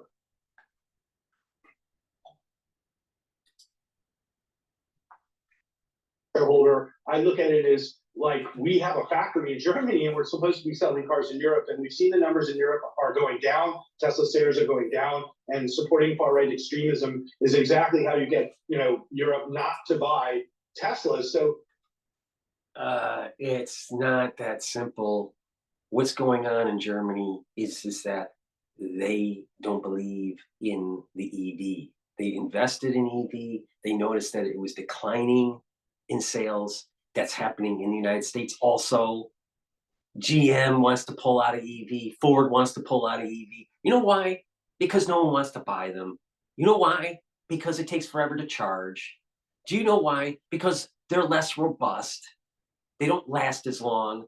When you have to change the battery, you literally need to basically just get rid of the car. It's not robust. It's a niche kind of thing. It's a niche product. Now, hybrid makes a lot of sense, where you have combustion charging a battery where it has this dual kind of switch going on between electric and combustion. And that's where Ford and GM wanted to go. No one wants EVs because it takes 8 hours to charge a battery. It has nothing to do with Elon. Once again, a lot of his personal goals are diametrically opposed to what's best for Tesla and its shareholders. And that's really why I'm here, because it's very frustrating to me as a shareholder, as an activist shareholder, that the CEO of my company is, really pushing, a very divisive set of ideologies. Let me get this straight. The CEO should only worry about the shareholder. This is the problem that we had with United Health Care. All right. The industry, the insurance industry, and the CEOs of the insurance industry are only focused on shareholder value and not the stakeholders. And with stakeholders, you have shareholders, you have employees, you have the C-suite, you have government officials and regulatory agencies. You also have customers that are paying into the insurance company and benefiting from its services, or trying to benefit from their services. You have doctors and you have hospitals. There's lots of stakeholders. And when you have CEOs not focused on one of the stakeholders, such as the customer, and denying them claims and bankrupting them, then don't be surprised that people demonize the CEOs of these companies. So you got to look at, if you're going to be a good CEO, you have to look at the stakeholders, not just the shareholders. This guy is, there's nothing wrong with being a capitalist, but you can be a humane capitalist, all right? And realize that sometimes certain things are happening in society that may go counter to your position in investment, but it's better for society. Like, for example, let's say someone invested in oil during Trump's first term. All right, they invested in oil. They were buying it on the spot market. And so in oil during the Trump administration started to go down. But the investors were going long oil. So they lost money. All right, because they bought in the futures market, assuming oil would go up. But it didn't, and it went down. So investors lost money during the Trump administration. But it doesn't mean that the Trump administration is all bad, because it was a boom economically for the country. So overall, the policy was better. Same thing here. Maybe Tesla stock needs to go down. So the future of America could be better.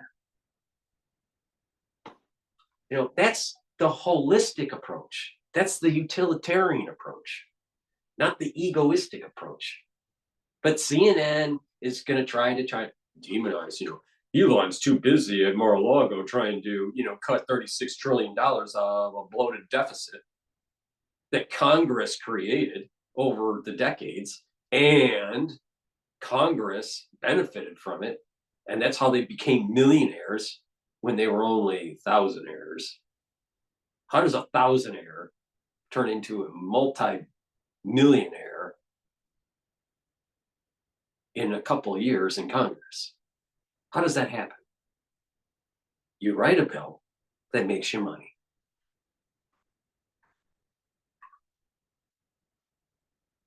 This guy is a clown. Ross Gerber is a clown. Clown.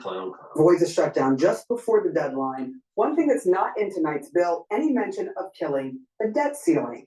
That was a demand from President-elect Donald Trump, who wants to outright eliminate debt ceiling or at least suspend it until after his presidency. Out front now, Austin Goolsbee, president of the Federal Reserve Bank of Chicago. Thank you for being here on Friday night. Austin, do you agree with Trump that Congress should eliminate the debt ceiling for good? No. Well, once you move over to the Fed, you're kind of out of the fiscal policy and fights about debt business. Before I was ever at the Fed, I noted the United States is one of the only countries in the world that has a debt ceiling of that form. Most countries, the debt ceiling is determined by the market. So it is a kind of a strange setup that we have. What is it supposed to do? Is it just a cudgel for Republicans and Democrats to hit? The idea is supposed to be where you try to cap spending by government. What happens is they create a scare tactic in Congress where they slam an omnibus bill at near the end of the year, trying to prevent a shutdown, and it adds more pork, and it just raises the debt. We got to stop spending so much money. Stop raising the debt. Stop raising the debt ceiling. If you have to default, default. If we can't afford it, we need to restructure. We need to cut services. The government is too inefficient. I really do believe that Elon's right. There's about $2 trillion of wasteful spending. $2 trillion. Cut it. Find it and cut it. Each other over the head with? Or is there a real purpose for the debt ceiling in your estimation? Well, I don't know the whole financial legislative history of where it came from, why it's as unusual as it is. The Fed, as you know, has got a law that tells us what we're supposed to do: maximize employment, stabilize prices. And so when we see fights about taxes, about spending, about fiscal policy and government actions like the one that we've seen playing out over a couple of days, we don't weigh in on who's right or who's wrong. We just try to evaluate is that going to affect prices? Is that going to affect employment? If so, we got to think through the scenarios. If not, we just take it, as I say, the Midwest. Here's the brass tacks, all right, where the rubber meets the road when it comes to the Federal Reserve. There's pressure behind the scenes to lower that rate so the interest rates are lower. So when we issue bonds, we're issuing bonds at a lower rate of interest. The Federal Reserve is in cahoots of the poor fiscal policies of Congress. Please go to my store, the-studio-reykjavik.com, and help support my work. Where are you going to get this kind of level of pontification of how our country is being flushed down the toilet by a bunch of millionaires in Congress? A supplement that I've added to my stack is NAC. NAC will help to boost up your glutathione levels. Glutathione is really important to soak up free radicals. This is synergistic with C60, ubiquinol, NAD+, right? So NAC, boost up those glutathione levels, soak up those free radicals. That's good for your cells, reduces stress on the cells. In addition, NAC can help to detoxify your liver and your kidney, especially if you have to take acetaminophen for pain or for headaches. And NAC helps to calm your nervous system, right? It reduces anxiety. It reduces that sympathetic signaling and puts you more into a parasympathetic process. And being in a parasympathetic process means that your body's calmer. And that means you're not as stressed out. And that means your cortisol levels go down. That means your immune system gets better. All right? You have better mental acuity when you have less anxiety. So go to my store, the-studio-reykjavik.com, take NAC, boost up those glutathione levels, detoxify your liver and your kidney, and reduce anxiety. Because, if you're watching my show, I'm sure your cortisol levels are up.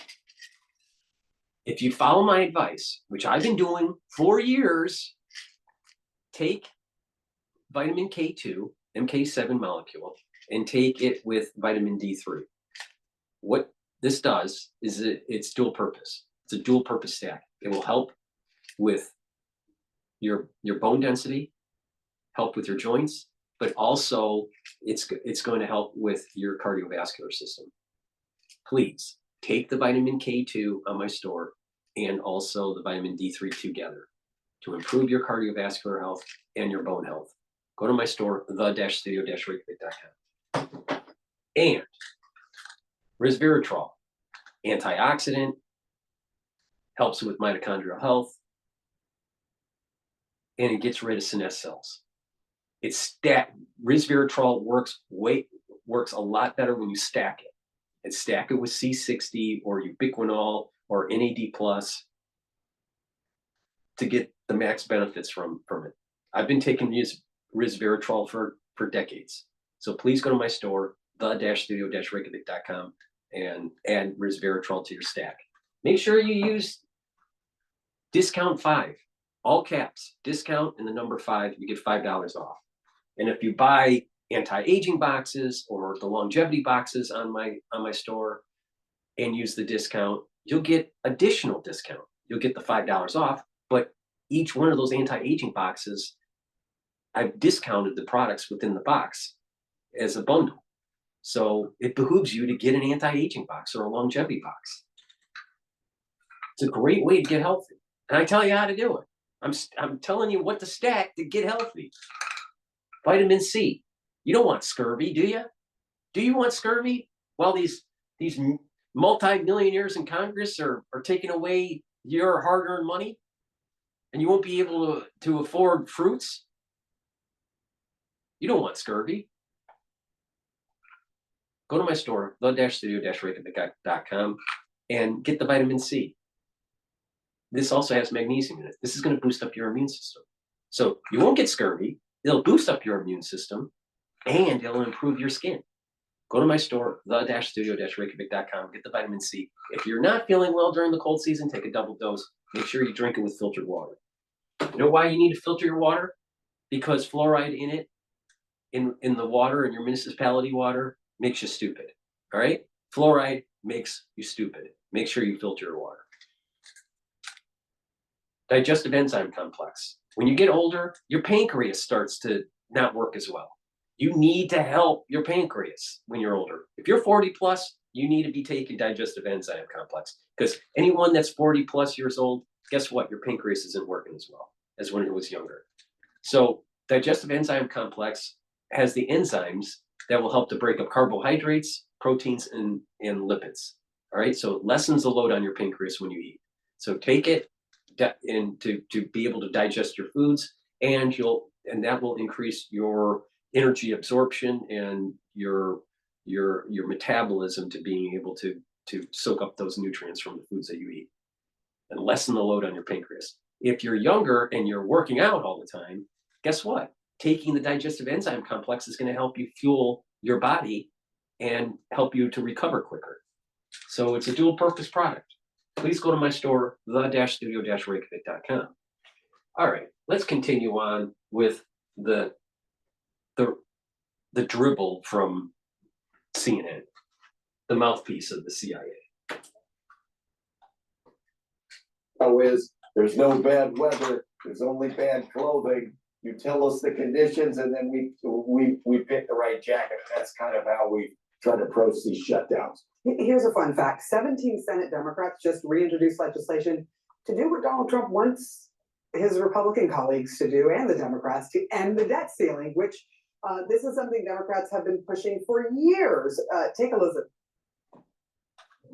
I want to see us get rid of the debt ceiling.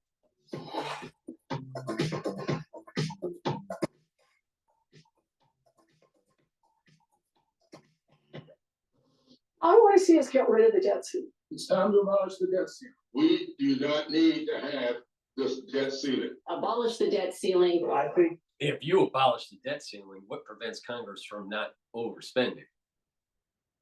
Now, we get overspending from Congress, but it's because they threaten a shutdown and then they just increase the spending. But if you get rid of the debt ceiling spending, then to me, there's nothing stopping Congress from radically boosting up the debt. I mean, this is insane. What we really need is a debt ceiling and then proposals that state next year your spending needs to be less, not more than the prior. And do that for several years and slowly pay down the debt. Now, a great way to do this is to use the energy that we have and export it like LNG.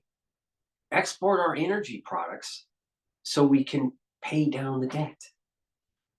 And when we pay down the debt, we're going to be so much farther ahead productively. We won't need as many taxes on ourselves. This is crazy. What's going on? The fall of the English Empire was because of its issuance of bonds. It got to a point where it just broke the camel's back. And we're getting to that point in the United States. Now, why would Elizabeth Warren, multi-millionaire, how did Pocahontas become a multi-millionaire? Oh, she's a senator. And she had insider information on where to put her money. Oh.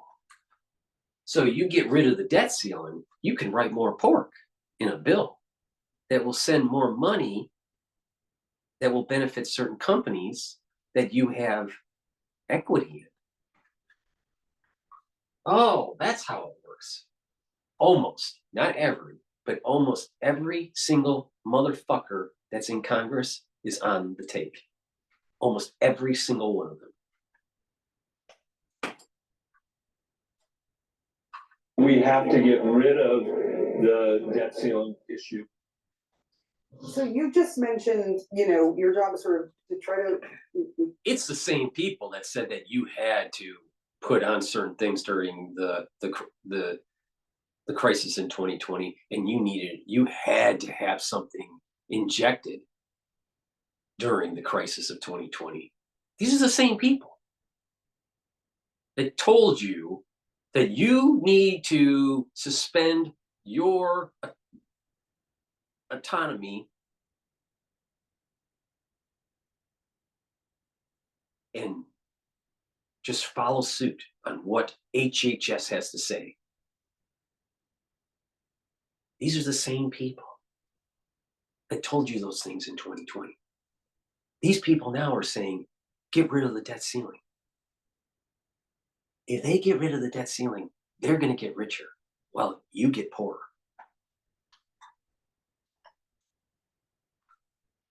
We are literally seeing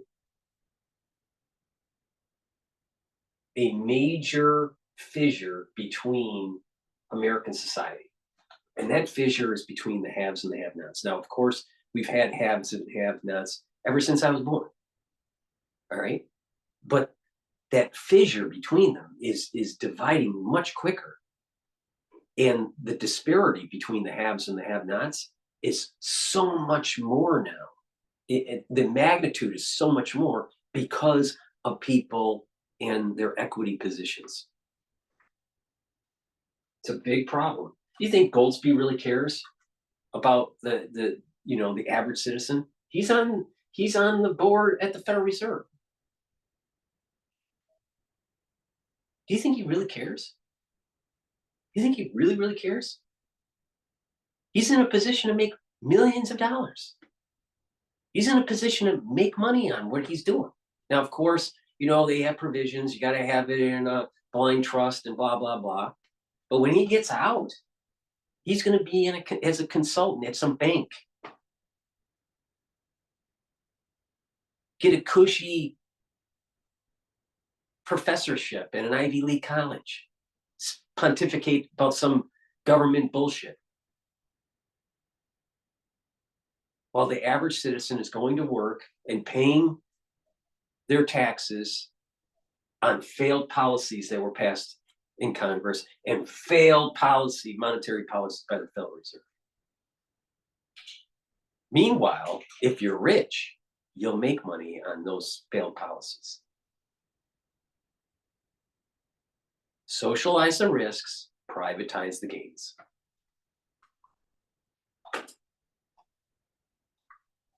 Sure, the economy is going along as it should.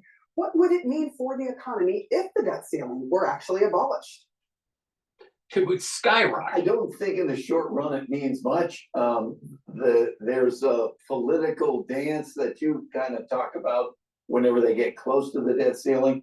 But the thing to remember is the debt ceiling is after the fact. The thing that they argue about and vote on is the budget.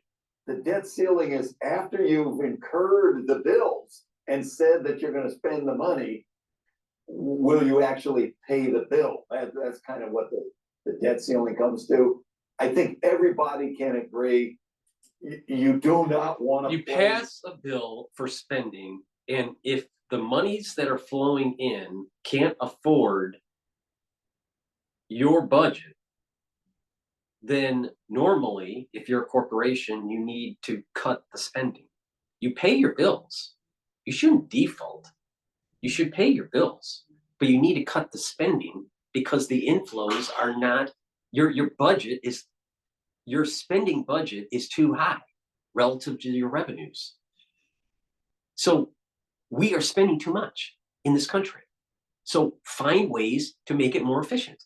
It's that simple. If this problem was happening in corporate America, people would be laid off, and certain products or certain services would be stopped or reduced.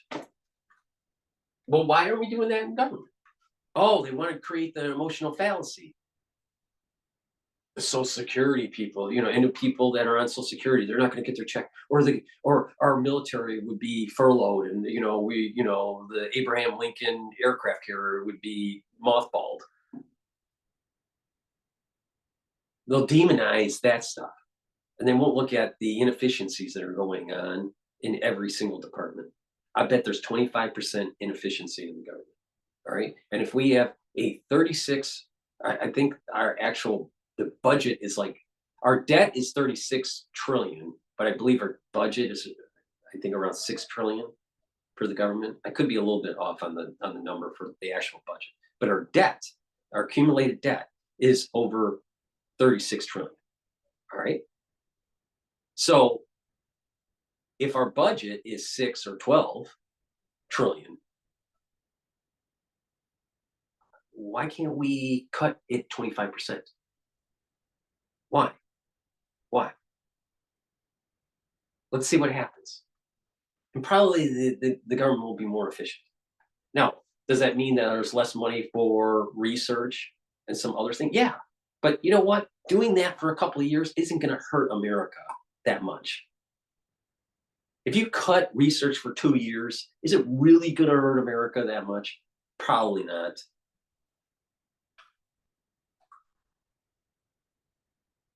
We can't keep on going down this road.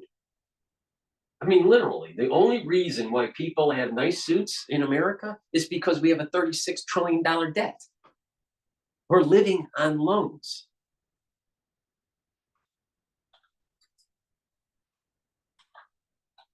With defaulting on the US debt. That would put it straight back into the world of the Fed of financial crises if there was some threat to the full faith and credit of the US Treasury bonds. But if they're going to fight about the budget, all power to them. You know, that's the purview of Congress and the president. They'll have to figure out what the priorities are going forward. It is highly possible, likely, that the debt ceiling fight will end up coming up again in March, when the current bill expires. So I'm curious, the chaos in Congress, how much does that affect markets and affect you and your concern for the country?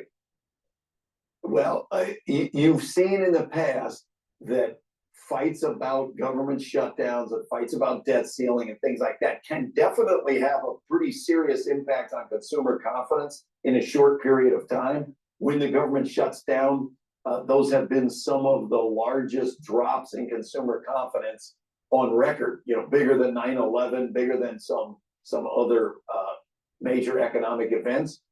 If that affects people's behavior, then over at the Fed, where, like I say, the law tells us we got to maximize employment, stabilize prices. If you start to see consumer. Think about this. You don't raise the debt, the bond market crashes, and the Federal Reserve is going to have to come in and bail it out. It's going to have to print more money to buy the bonds and inject the funds to get people to buy.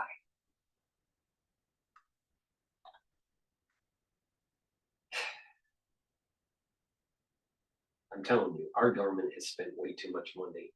And it's, if they were spending it to do things that make the society more productive, then in the long run, it would be beneficial, like high-speed rail, or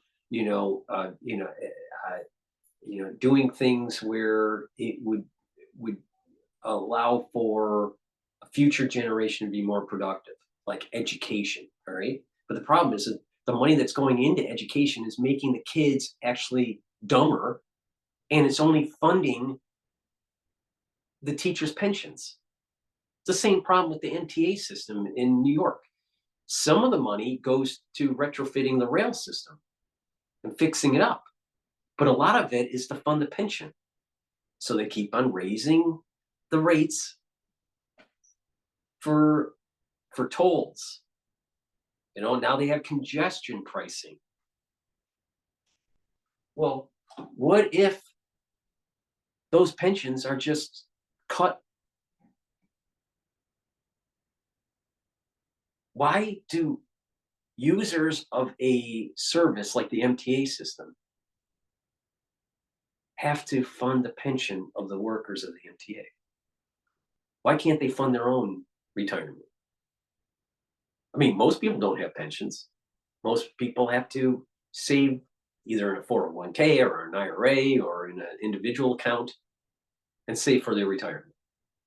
What makes the MTA so special? What makes the government employees so special?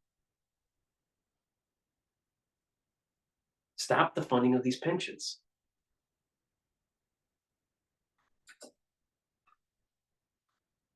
Spending dropping because people are nervous. We got to take that into account. We got to think through those scenarios.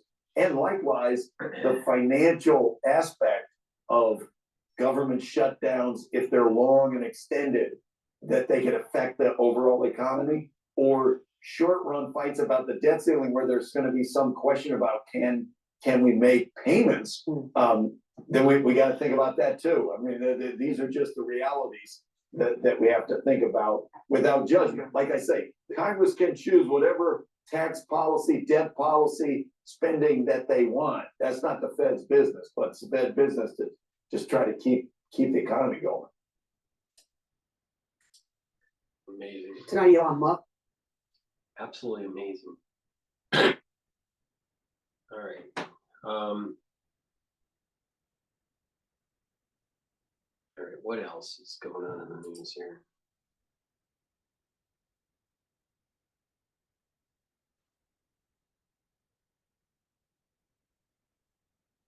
I think it would be awesome if Elon was the Speaker of the House. I think that would be hilarious. That's what we need. You know, we need to shake up the system.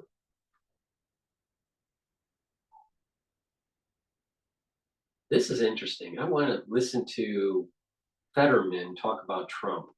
I think Fetterman, even though he's a Democrat, I think there is when he had that stroke, I think that something rejiggered his head. And he's a rational actor. I think he analyzes it interestingly. I'm going to play this. This is from the ABC News. But before I do, please go to my store, the-studio-reykjavik.com. Get the turmeric. This turmeric is an antioxidant, brings down inflammation. And by doing that, it's going to help with your immune system. Ashwagandha root brings down cortisol levels and also your glucose levels.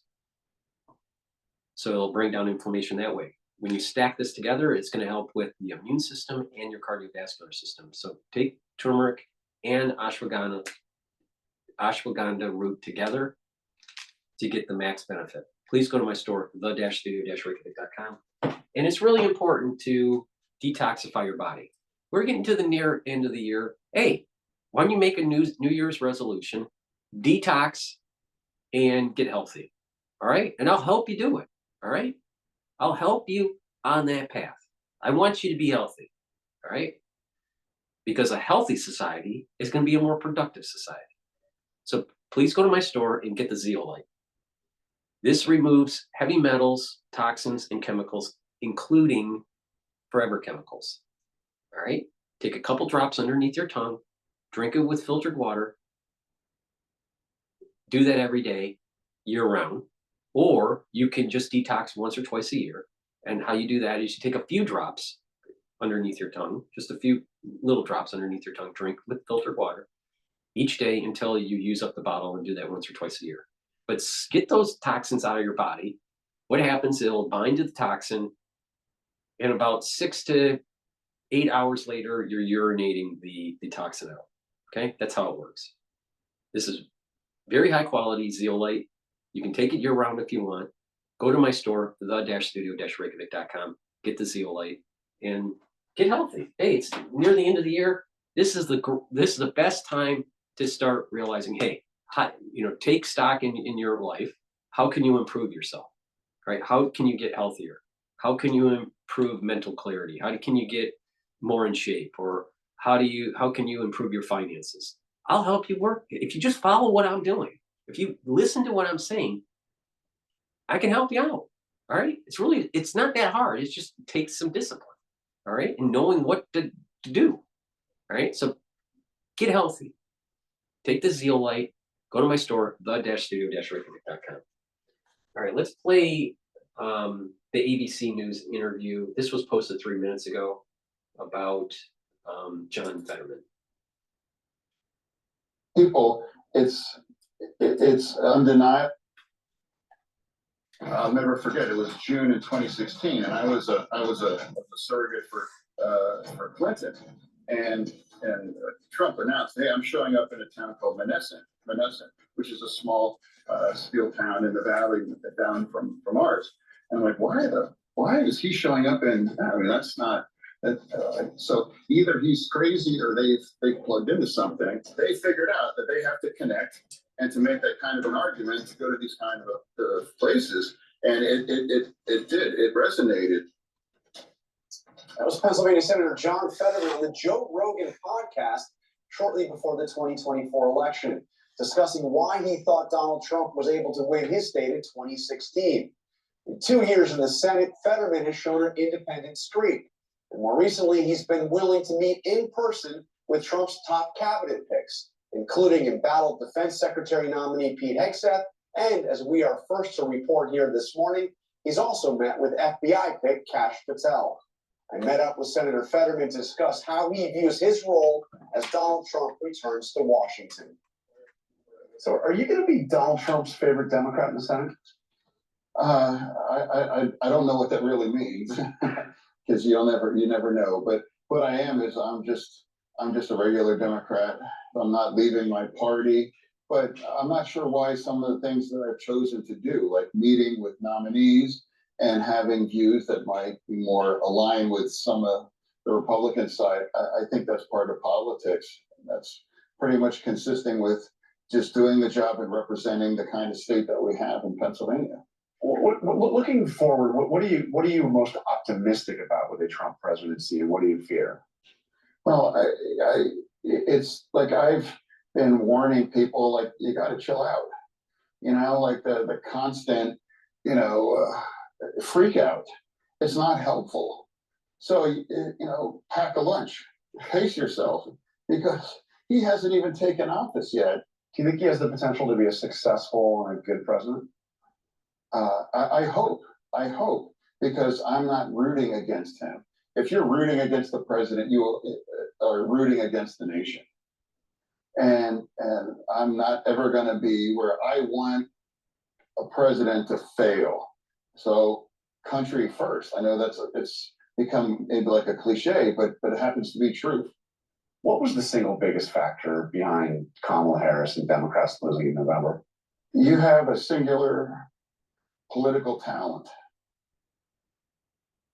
It's undeniable. Trump. He had the energy and almost a sense of fearlessness to just say all those kinds of things. And people, it's undeniable that it has an entertaining aspect for that too. And just, if you're not afraid to say all of those things, and after you survived an assassination, you literally were shot in your head and had the presence of mind to respond, fight. I mean, that's a political talent. It's undeniable. And also, I never believed that it was about fascism. And for me, that made it difficult. Kamala Harris said that he was a fascist. Yeah, well, it's like, that's her prerogative. I mean, but it's not a word that I would use, because you put a lot of Democrats, especially in my state, that I know, and I happen to love people that are going to vote for Trump, and they are not fascists. And also fascism, that's not a word that regular people, use. That, I think people are going to decide who is the candidate that's going to protect and project, my version of the American way of life. And that's what happened. I talked to a lot of Democrats before the election who were saying, we're going to win, Harris is going to win in Pennsylvania. But you saw this coming. If you live in Pennsylvania and you spend time in Red County, Pennsylvania, as much as I did, the support's astonishing. I mean, I was driving home from Indiana County at 9 o'clock, and there was a Trump superstore on the side of a road, 9 o'clock on Friday night, and people are buying swag. And then that really crystallized at the assassination. And that was in Butler County, Western Pennsylvania, fairly close to where I live. And the day or two later, you start seeing people wearing shirts with that iconic picture, and the energy and the anger. And it's like, wow, I really thought, in fact, I thought that might be ball game. And then the second thing really, and that's when Musk and I we're in the business. Surrogacy is part of it, and sometimes it really has much of an impact, but I knew that was going to be a special one. And the endorsement by Elon Musk. Yeah. Well, an endorsement and an active one, and I'm not even talking about his checkbook. Yeah. It's rare if you have a surrogate that has a lot of fanboys and is very compelling to a lot of the demographic that we are losing in our party and in Pennsylvania. Do you think he would have won without Elon Musk? Well, I'm not sure if we would have lost Bob Casey, but I do think Trump, it would have been closer. I really believe that it mattered. We lost Bob Casey for 15,000 votes. And yeah, I'm sure he did move the needle. It's undeniable. How would you grade the Trump transition? Well, I mean, it's not really a grade, but I'm saying this as a Democrat.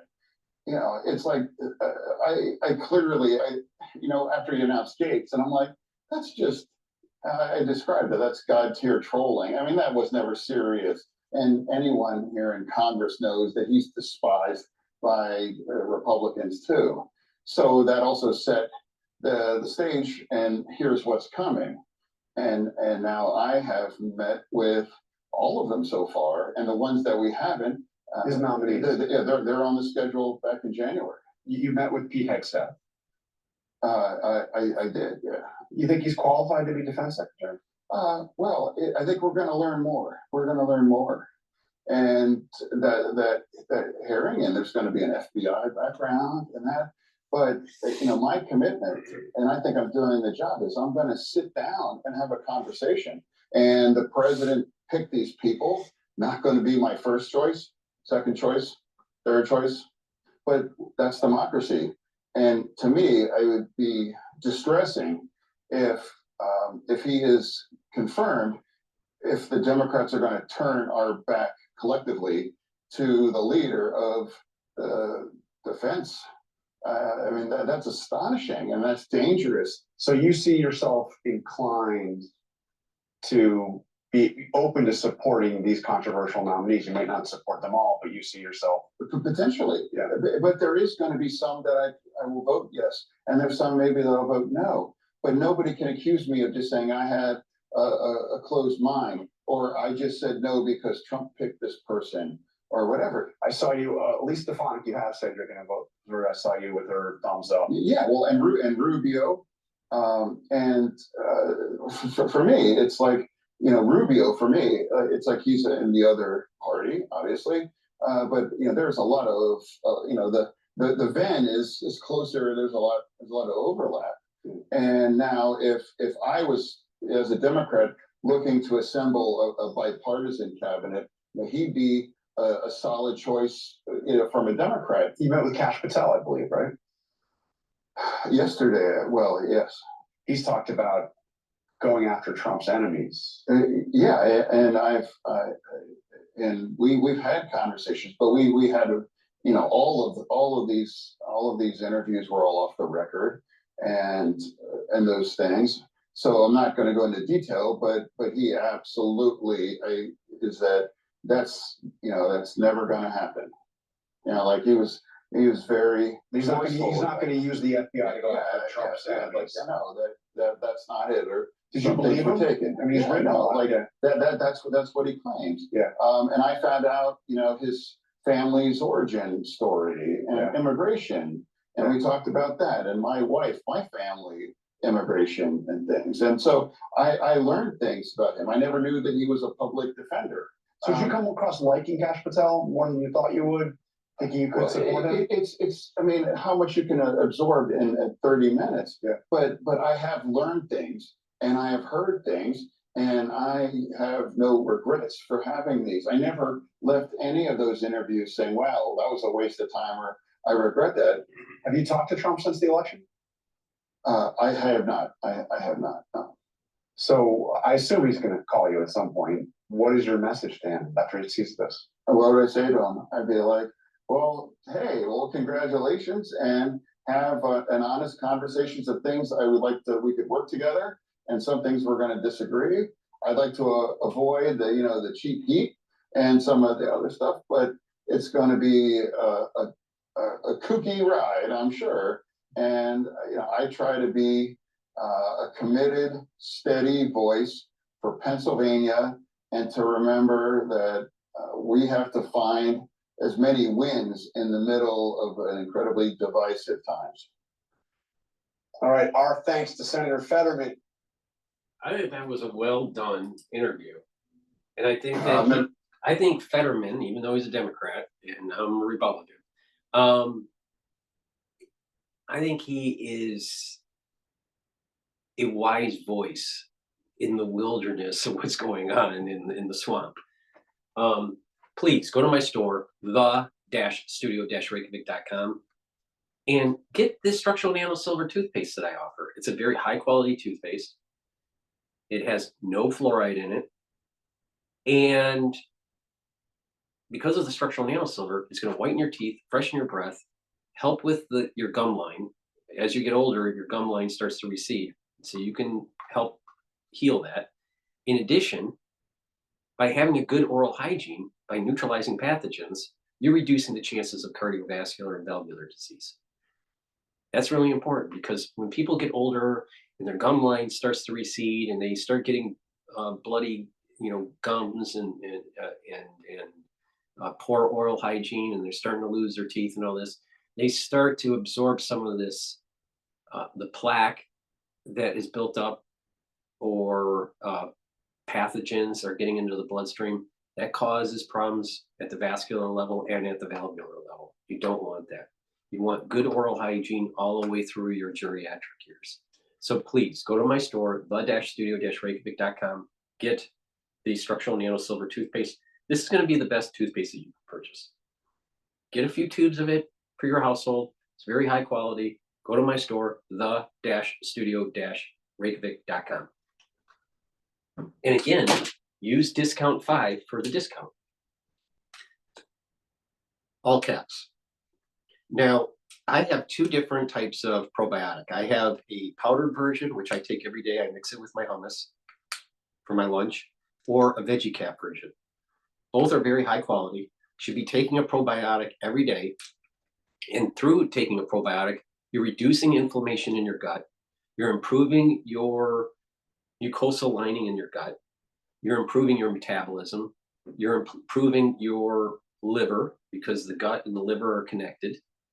And by improving your liver, you're improving detoxification of your body, improving metabolism, and improving your gut health improves your mental acuity and your mood.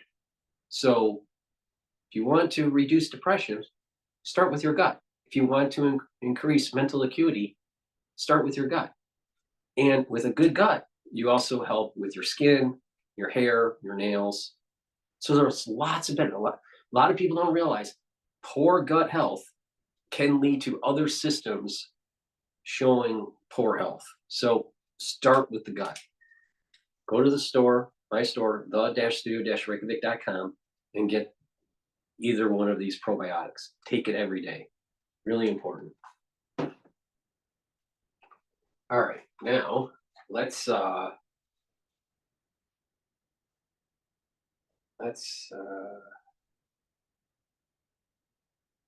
what's going on in the news here? Let's get an update.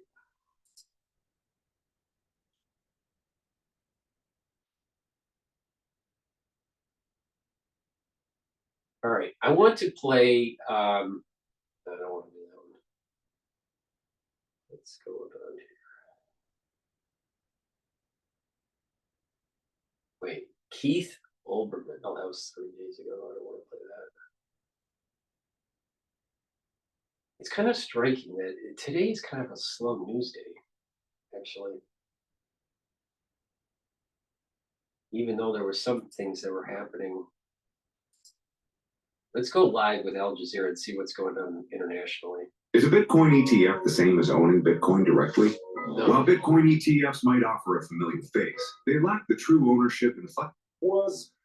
He was asked about the new Syrian army, and he said that now we have achieved a revolution, and there must be no armed groups holding the arms, including the Kurdish forces backed by the United States. And that is quite a clear message, because many here are concerned that, particularly the Kurdish forces backed by the United States in the northeastern of the country, there must be secure measures or the agreement between the central government and them. So another issue, another concern, since HTS dominant forces taking over the country, is what about the minorities? Whether the new administration is going to be tolerant enough against the minorities, whether the minorities are going to be represented fairly in New Syria or not.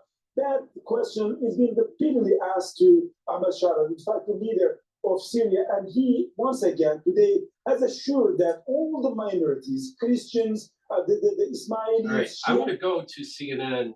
They interviewed Joe Manchin, and Manchin is stating that Congress will be the worst in history of the U.S. So let's see what Joe Manchin had to say. What do you think about the way that this Congress is ending? I need more than this to get me through the rest of this Congress. This is the worst performing Congress in the history of the United States of America. And it's all because the House cannot move. That one vote vacate, one person can threaten speaker every time. And the only way you can remain speaker is to do nothing. Because you're gonna make someone upset. There are very fewer and fewer people like you in the Senate. I mean, is that? Well, I call you and say, thank God. Yes, they would, including some of your former party. Oh, many of my former party.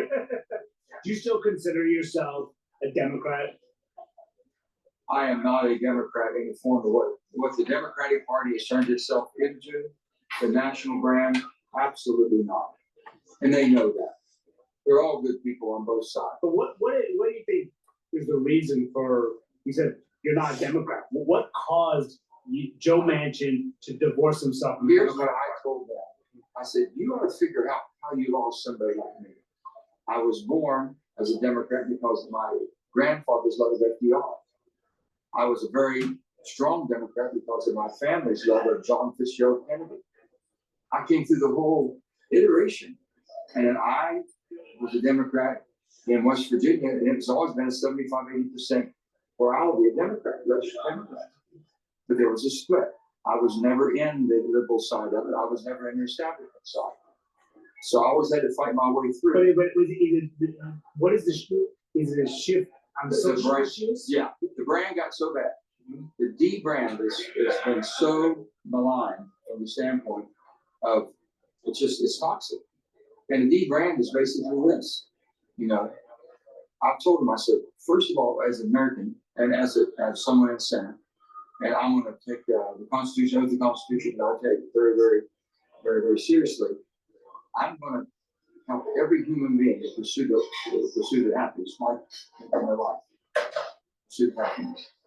I don't care who they are. I don't care what color. I don't care any of the things. Do it, and that's you. I'm going to make sure you have the opportunity right to live your life. Just don't make your life, if it might be on the extreme or in the minority, make me believe that's the norm. Or make me and my family believe it, my children believe it, or this or that. No, I will protect you. Just don't try to mainstream it. And the Democratic Party, the Washington Democrats, have tried to mainstream the extreme. How would you describe what the Democratic brand is right now? In a couple of words, what is the Democratic brand? You know, make it for sweet treats, for special deliveries, for uncompromising quality. You know, it's basically infringement on me making decisions. And let me tell you why. The Democrat I grew up with, they wanted to make sure that people had an opportunity for a good job, a good pay. They would make sure you got a decent pay where you have some benefits and you can enjoy your family, and make sure you had a safe working condition. That was one of those things. Okay, that's all. They never infringed over that. Oh, you can't live your life that way. You can't say this. You can't do this. I mean, there was a fairness in it. So you think it's changed? It has changed tremendously. They have basically expanded upon thinking, well, we want to protect you there, but we're going to tell you how you should live your life from that far off. It's the mindset of the left, the progressive left, which was always a minority. In West Virginia, the Democratic Party is perceived for more attention and more resources to people that are capable and able-bodied that won't work or don't work than those that do. Okay, this is from the incoming chair of the House Progressive Caucus. He says, if the Democratic Party was a little more like Chairwoman Jayapal and a little less than Joe Manchin, I think we would have won this election. They'd have lost. They got to be nuts. For someone to say that, they've got to be completely insane. Right. The people in America voted, they had that opportunity, to vote with Kamala Harris and with Donald Trump. Donald Trump, not much hasn't been said. You know exactly what you're getting. He hasn't made any bones about it. You might say that's too far right, okay? If that's the case, then why did they go too far right when Kamala was trying to come back to the middle a little bit, okay? And they're saying if Kamala would have been who she always has been, pretty far to the left, it would have been better for her. That's crazy. So why do you think that Harris lost? Well, first of all, Kamala had a hard time just getting any type of support or favorability when she was 4 years as a vice president. I think her numbers were always low for whatever reason. So it wasn't connecting there. Now all of a sudden they said, and I heard this too, but she only had 100 days. I think that was to her benefit because basically she was having a hard time trying to come back to the middle and then speak about it with any conviction. So you think that she was too far left and she tried to shift to the middle and people didn't believe? If you try to be somebody you're not, it's hard. You had considered running for president. You had waited. Well, take us through your mindset. I mean, you were thinking about running first in the Democratic primary, and then you were thinking about potentially running after Biden dropped out. Before he answers that question, because he's probably going to run against J.D. Vance in 2028. But please go to my store, the-studio-reykjavik.com, and get the structural nano silver gel. This is a dual purpose product. This helps to heal your skin. You can use it as skincare. You can put it on wounds. It'll help to speed up the process. A great way to use it as a skincare is you put it on your skin at night and then exfoliate in the morning. Your skin will be clearer and tighter. It works really well with my skincare anti-aging box. So, use it as an individual product or as a full skincare box that I have on my store. But this also will neutralize pathogens. So you can put it on your hands, around your mouth, around your nose, around your eyes, around your ears, lightly coat your nostrils. And what will happen is that you're creating a barrier. It's neutralizing pathogens and you're getting through the cold season. So please go to my store, get a tube of this. I have it in two varieties here. You can get it in a tube form or in this dispenser form. Either one works as well and works the same way and it's dual purpose. So go to my store, get the structural nano silver gels that I offer, and be prepared for the cold season or just for everyday skincare. Another product that I have that's part of my first pillar of my anti-aging protocol is taking Max 35. I take a teaspoon of this a day. If you're not feeling well during the cold season or whatever, take a tablespoon or two a day. You just swish it in your mouth, gargle, and then swallow. Gargle, about 20 seconds, 30 seconds, and then swallow. And what's happening is you're improving your oral hygiene, you're neutralizing, and you're maintaining that mucosal barrier. So you're mitigating any problems, any further problems. So I take this every day. It boosts up your immune system. So please go to my store, the-studio-reykjavik.com, and get the Max 35. I also have it in Max 14 form. So let's go back to what Joe Manchin has to say. First of all, I saw every cross section that you could see of any polls, and it was very clear that the people of America did not want a repeat of Joe Biden and Donald Trump. They didn't want that, and there was an avenue, there was a middle road to be had. They would want someone in the centrist, willing to be a former Democrat who's in the center, former Republican in the center, put a team together, show them how to reunite America, show them how to make it work, how we can work together and put our country before our party or our own thoughts and own self-service. We saw that very clearly. But you had to be on 50 ballots. You were having a hard time getting on all 50 ballots. My friends know they had more time. That was very costly, very expensive. And I said, with all due respect, I'm not going to be a spoiler. I have no chance of winning if I can't participate in all 50 states. So why would I put myself through that or anyone else and go down in history books as a spoiler? You told me that you were not going to vote for Kamala Harris. So who did you vote for? That's mine. That's mine. But you didn't vote for Trump either. That's fair to say. I participated in the process. There's many ways to participate. And I've never asked people who they voted for because I could care less. I've never asked people who they voted for. I never said, do I ever vote? Although I remember you wouldn't say if you voted for Obama the second time either. So I participated. But you did vote for Biden, and you did vote for Obama the first time. Correct, first time. Yes. But the second time you won't say. First time you're correct. Okay, so you diagnose what's wrong with the Democratic Party. So That's what's just wrong, what's wrong with the Republican Party? Oh my, well, from the standpoint, just common sense.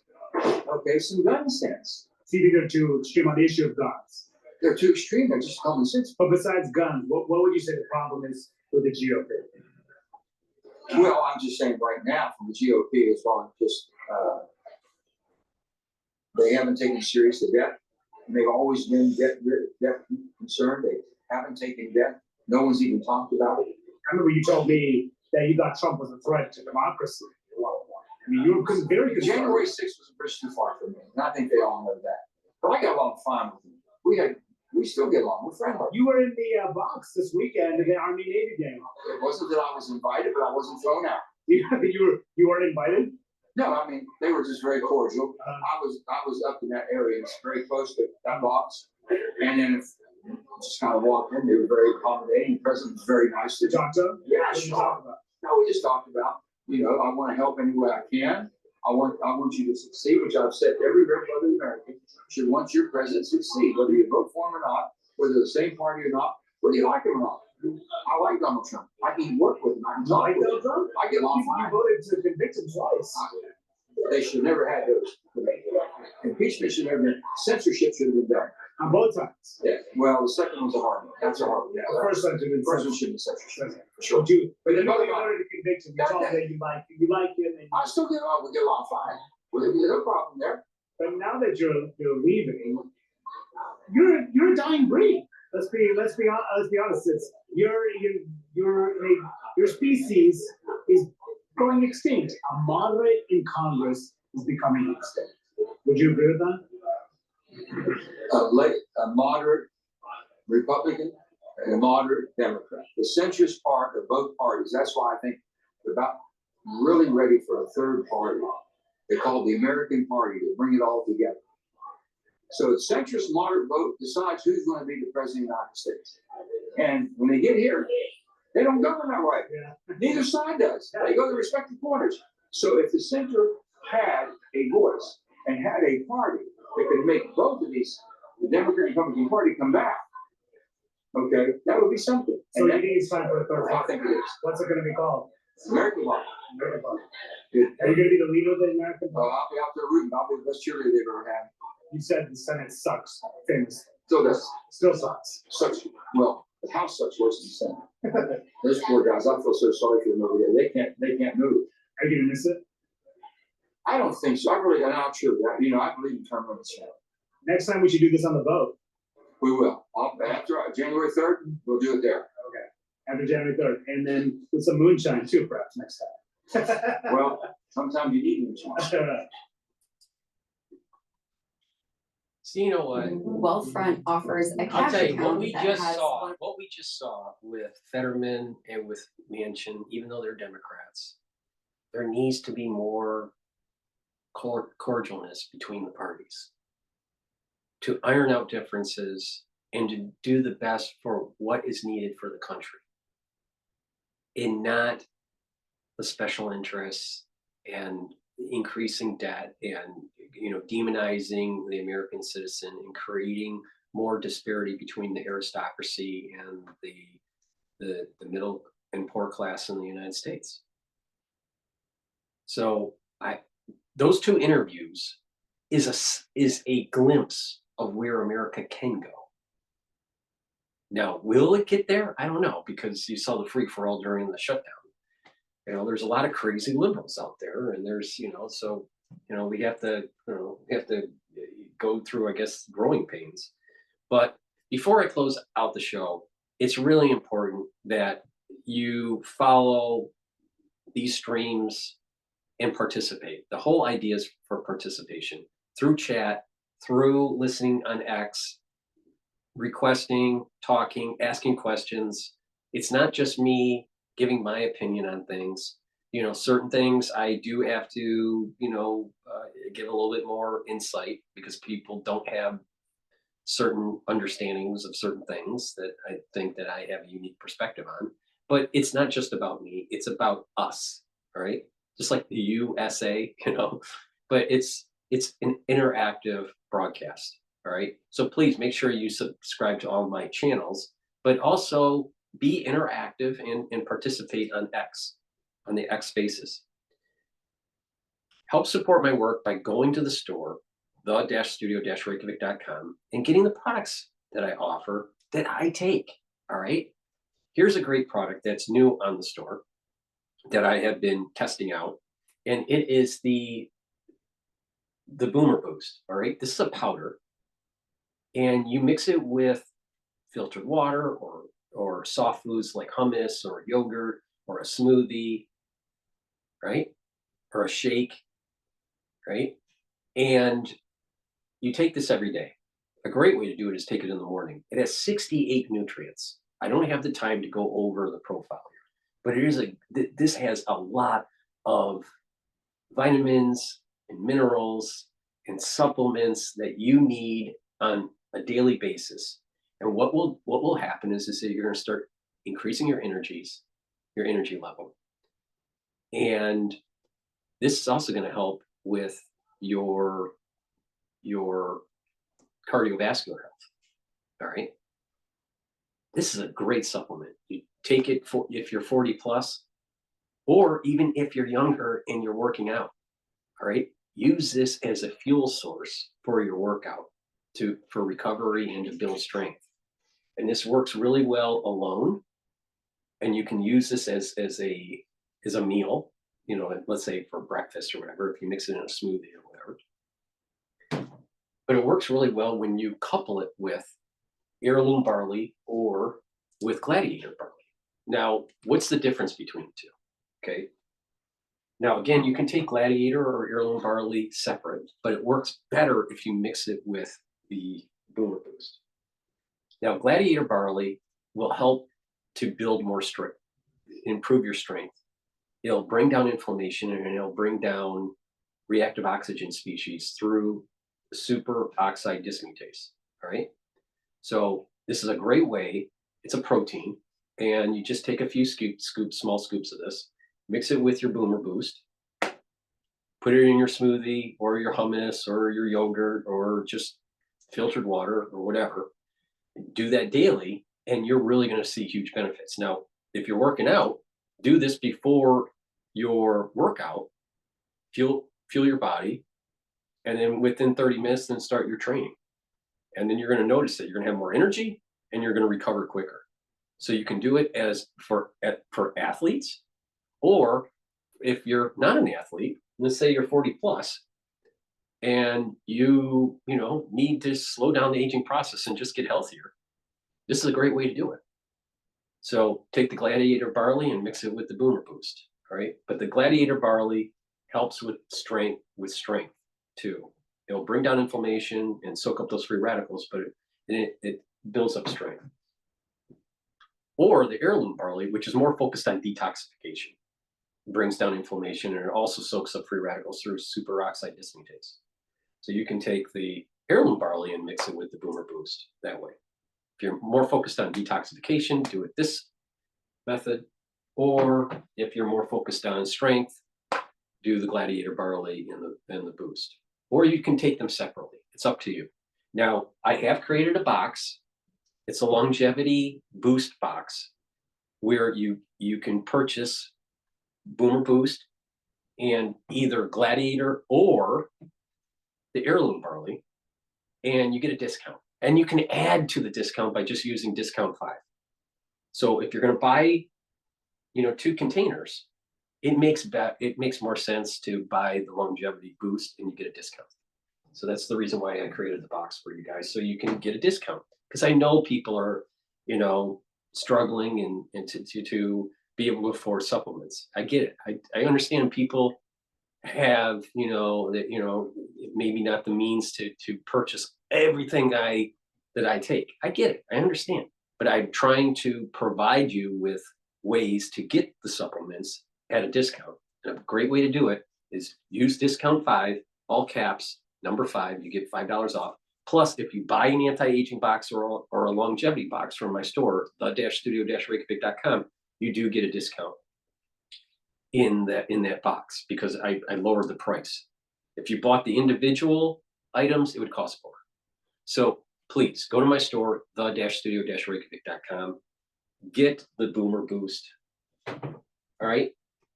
Get the nutrients you need. You can use this as a meal. All right.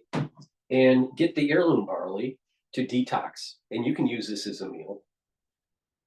Or get the Gladiator. Build up your strength. And you can use this as a meal because it's high density protein. Okay. Both heirloom barley and the Gladiator barley is high density protein.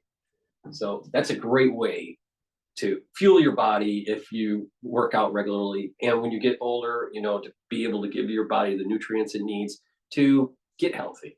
All right. Do a little bit of resistance training, do a little bit of cardio, and you're going to be doing wonders. So it's a great way to get healthy. So please go to my store, the-studio-reykjavik.com, use discount 5, all caps, and the number 5, and get the anti-aging boxes and the longevity boxes if you're looking for a lower cost solution to the anti-aging protocol.